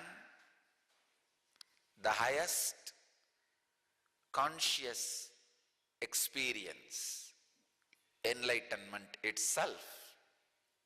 So please understand, it is no way any black magic or hypnotism or mystical or hysterical or nothing. It is pure spiritual experience. I invoke their presence and I promise upon them, if I am an incarnation to transmit this pure Yoga Vedantic Samadhi experience to all of you, let that happen now in all of us. Let that awakening of Kundalini, as described by those great masters, happen in all of us. You will see, let that master's presence fill all of us. When the Kundalini awakening happens, as a side effect of that Kundalini awakening, rocking, swaying, levitation happens. Please understand, sometimes levitation did not happen. You may feel your body completely silent, stable, frozen, but deeply empty inside. Even that is Kundalini awakening. For some bodies it will be levitation. For some bodies it will be completely peaceful, silent, frozen state. For some bodies different auspicious things will express. Now I wanted to define exactly what is happening here. See, here is a body, an incarnation body, who is completely not only awakened, alive, whose body is ready to transmit the Kundalini awakening to anybody just by the mere presence or will. Not even will, just a presence. So anybody sits in the breathing space, presence, the transmission is happening. You may wonder, then how through video satsang it is happening? Understand, Master's presence is not limited by space and time. So wherever you are, if you are able to see me, I am able to see you. Immediately the connection happens. And there is another level of connection. Even if you are not able to see me, I am not able to see you. You just remembering me or me just remembering you, the presence starts happening and levitation starts happening. For that, a little more maturity is needed from your part. Please understand. The question is all about that only. Can we have the same Kundalini awakening? If it is not two-way, you can. Even if I am not seeing you, you can experience Kundalini awakening. But for that, you needed to be little more matured. Means the ability to enter into my inner space, the transcendental consciousness is needed for you, which may need little more practice. I tell you, if you have physically come here and attended LEP or this inner awakening, where I started initiating people into the Kundalini awakening and levitation, that's then only in the initial level. For the initiation, you need the limitation of space and time.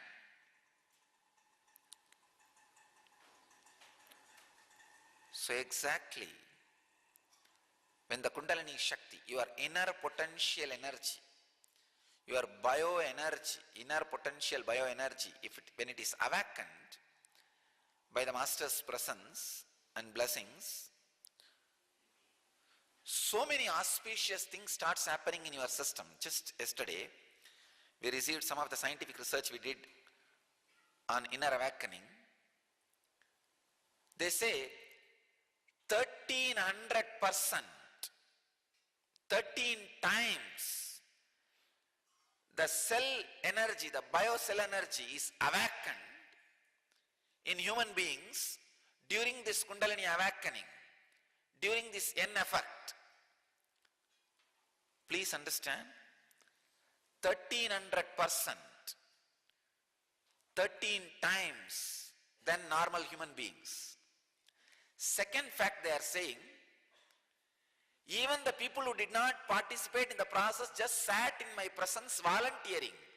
Even on them 1100% the increase of the energy was shown. Please understand. Two groups they studied. One, people who sat and went through the process, attended, went through all the meditation of Samana, Yoga, Mudra, everything.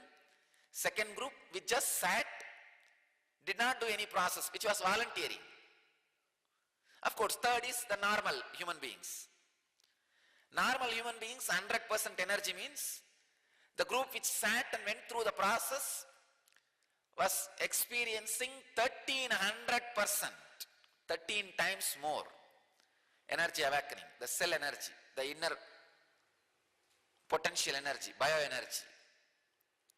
And the normal group, the group which was sitting and volunteering, which was not doing any process, had 1100%. Means the power of presence, master's job is 90%.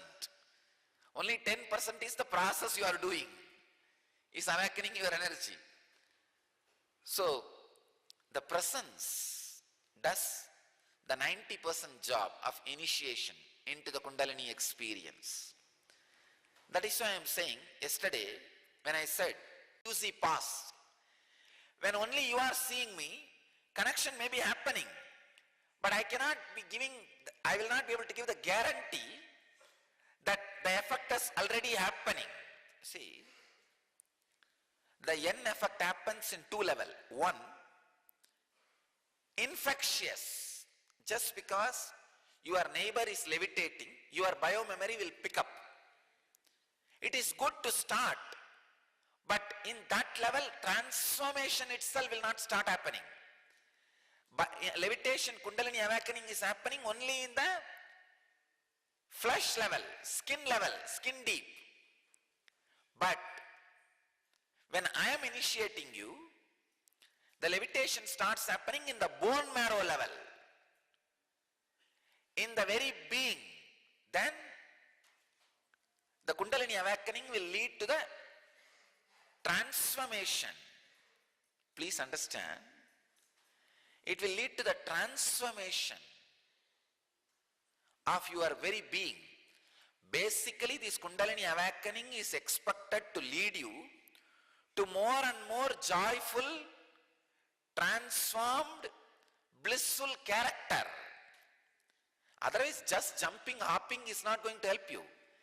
It will create the highest possible coherence in your brain, which will create health, joy, transformation, and amazing, blissful, creative character in you. That is the essence. That is the purpose of this Kundalini awakening. So the devotee who asked this question from the Jayanagar Satsang Center, please understand, you can experience Kundalini awakening, levitation, even if I am not seeing you, no doubt. But if I am seeing you, I can ensure that connection has happened, and not only Kundalini awakening, the more and more miracles and Kundalini's expressions can happen. As I said just now, please understand, these centers which are sitting with me now, which I am able to see, all these centers now, two things will happen. One, from the padukas of your center, Vibhuti will start coming. Second, people who are sitting and levitating, inside your Samana Mudra hand, Vibhuti will be there. End of the satsang, Vibhuti will be there. Take that Vibhuti and give it to the people who have come to your center now for healing. they will be healed. Understand? This kind of teleporting I'll be able to do only if two-way connection is possible. Just the Kundalini awakening, you may have experience even if it is one way, if you are seeing me. But this teleporting, we will be able to do only if there is a two-way connection. That's one thing. Second, I can see very clearly the connection between you and my body is getting so matured. Within the Shivaratri, scientifically we will prove, we will call the scientific community and prove that teleporting is possible. From here, see actually now Vibhuti which is coming from my Padakas in your centers now, and the Vibhuti happening in your hands now is actually coming from my table, from this table. It is not created, it is getting teleported. From this table it is reducing and it will be transmitted there. We will prove this to a scientific community. We will call scientific community and prove this to the scientific community. And what? Singapore, Vibhuti has started coming? All right. You have touched the Padakas? In the Padakas, is it coming? Okay. By the end of satsang, you will see. So end of the satsang, you will see it is expressing. Please understand. I wanted all of you to know two things. One, I am not doing any magic or miracle. I am doing the exact spiritual science as taught by Sadashiva, Maheshwara, Patanjali, Goraknatha, Maschendranatha, Buddha. All these great masters. That is what I am, just before starting this satsang, as I said, I invoke their presence. I promise upon them, let what they wanted to transmit to the world as Kundalini awakening and as Samadhi happen in all of us. So that you are all clear. There is no black magic here. There is no hypnotism here. It is pure, authentic, time-tested, foolproof, thousands of years of Yoga Vedantic traditions, Samadhi experience.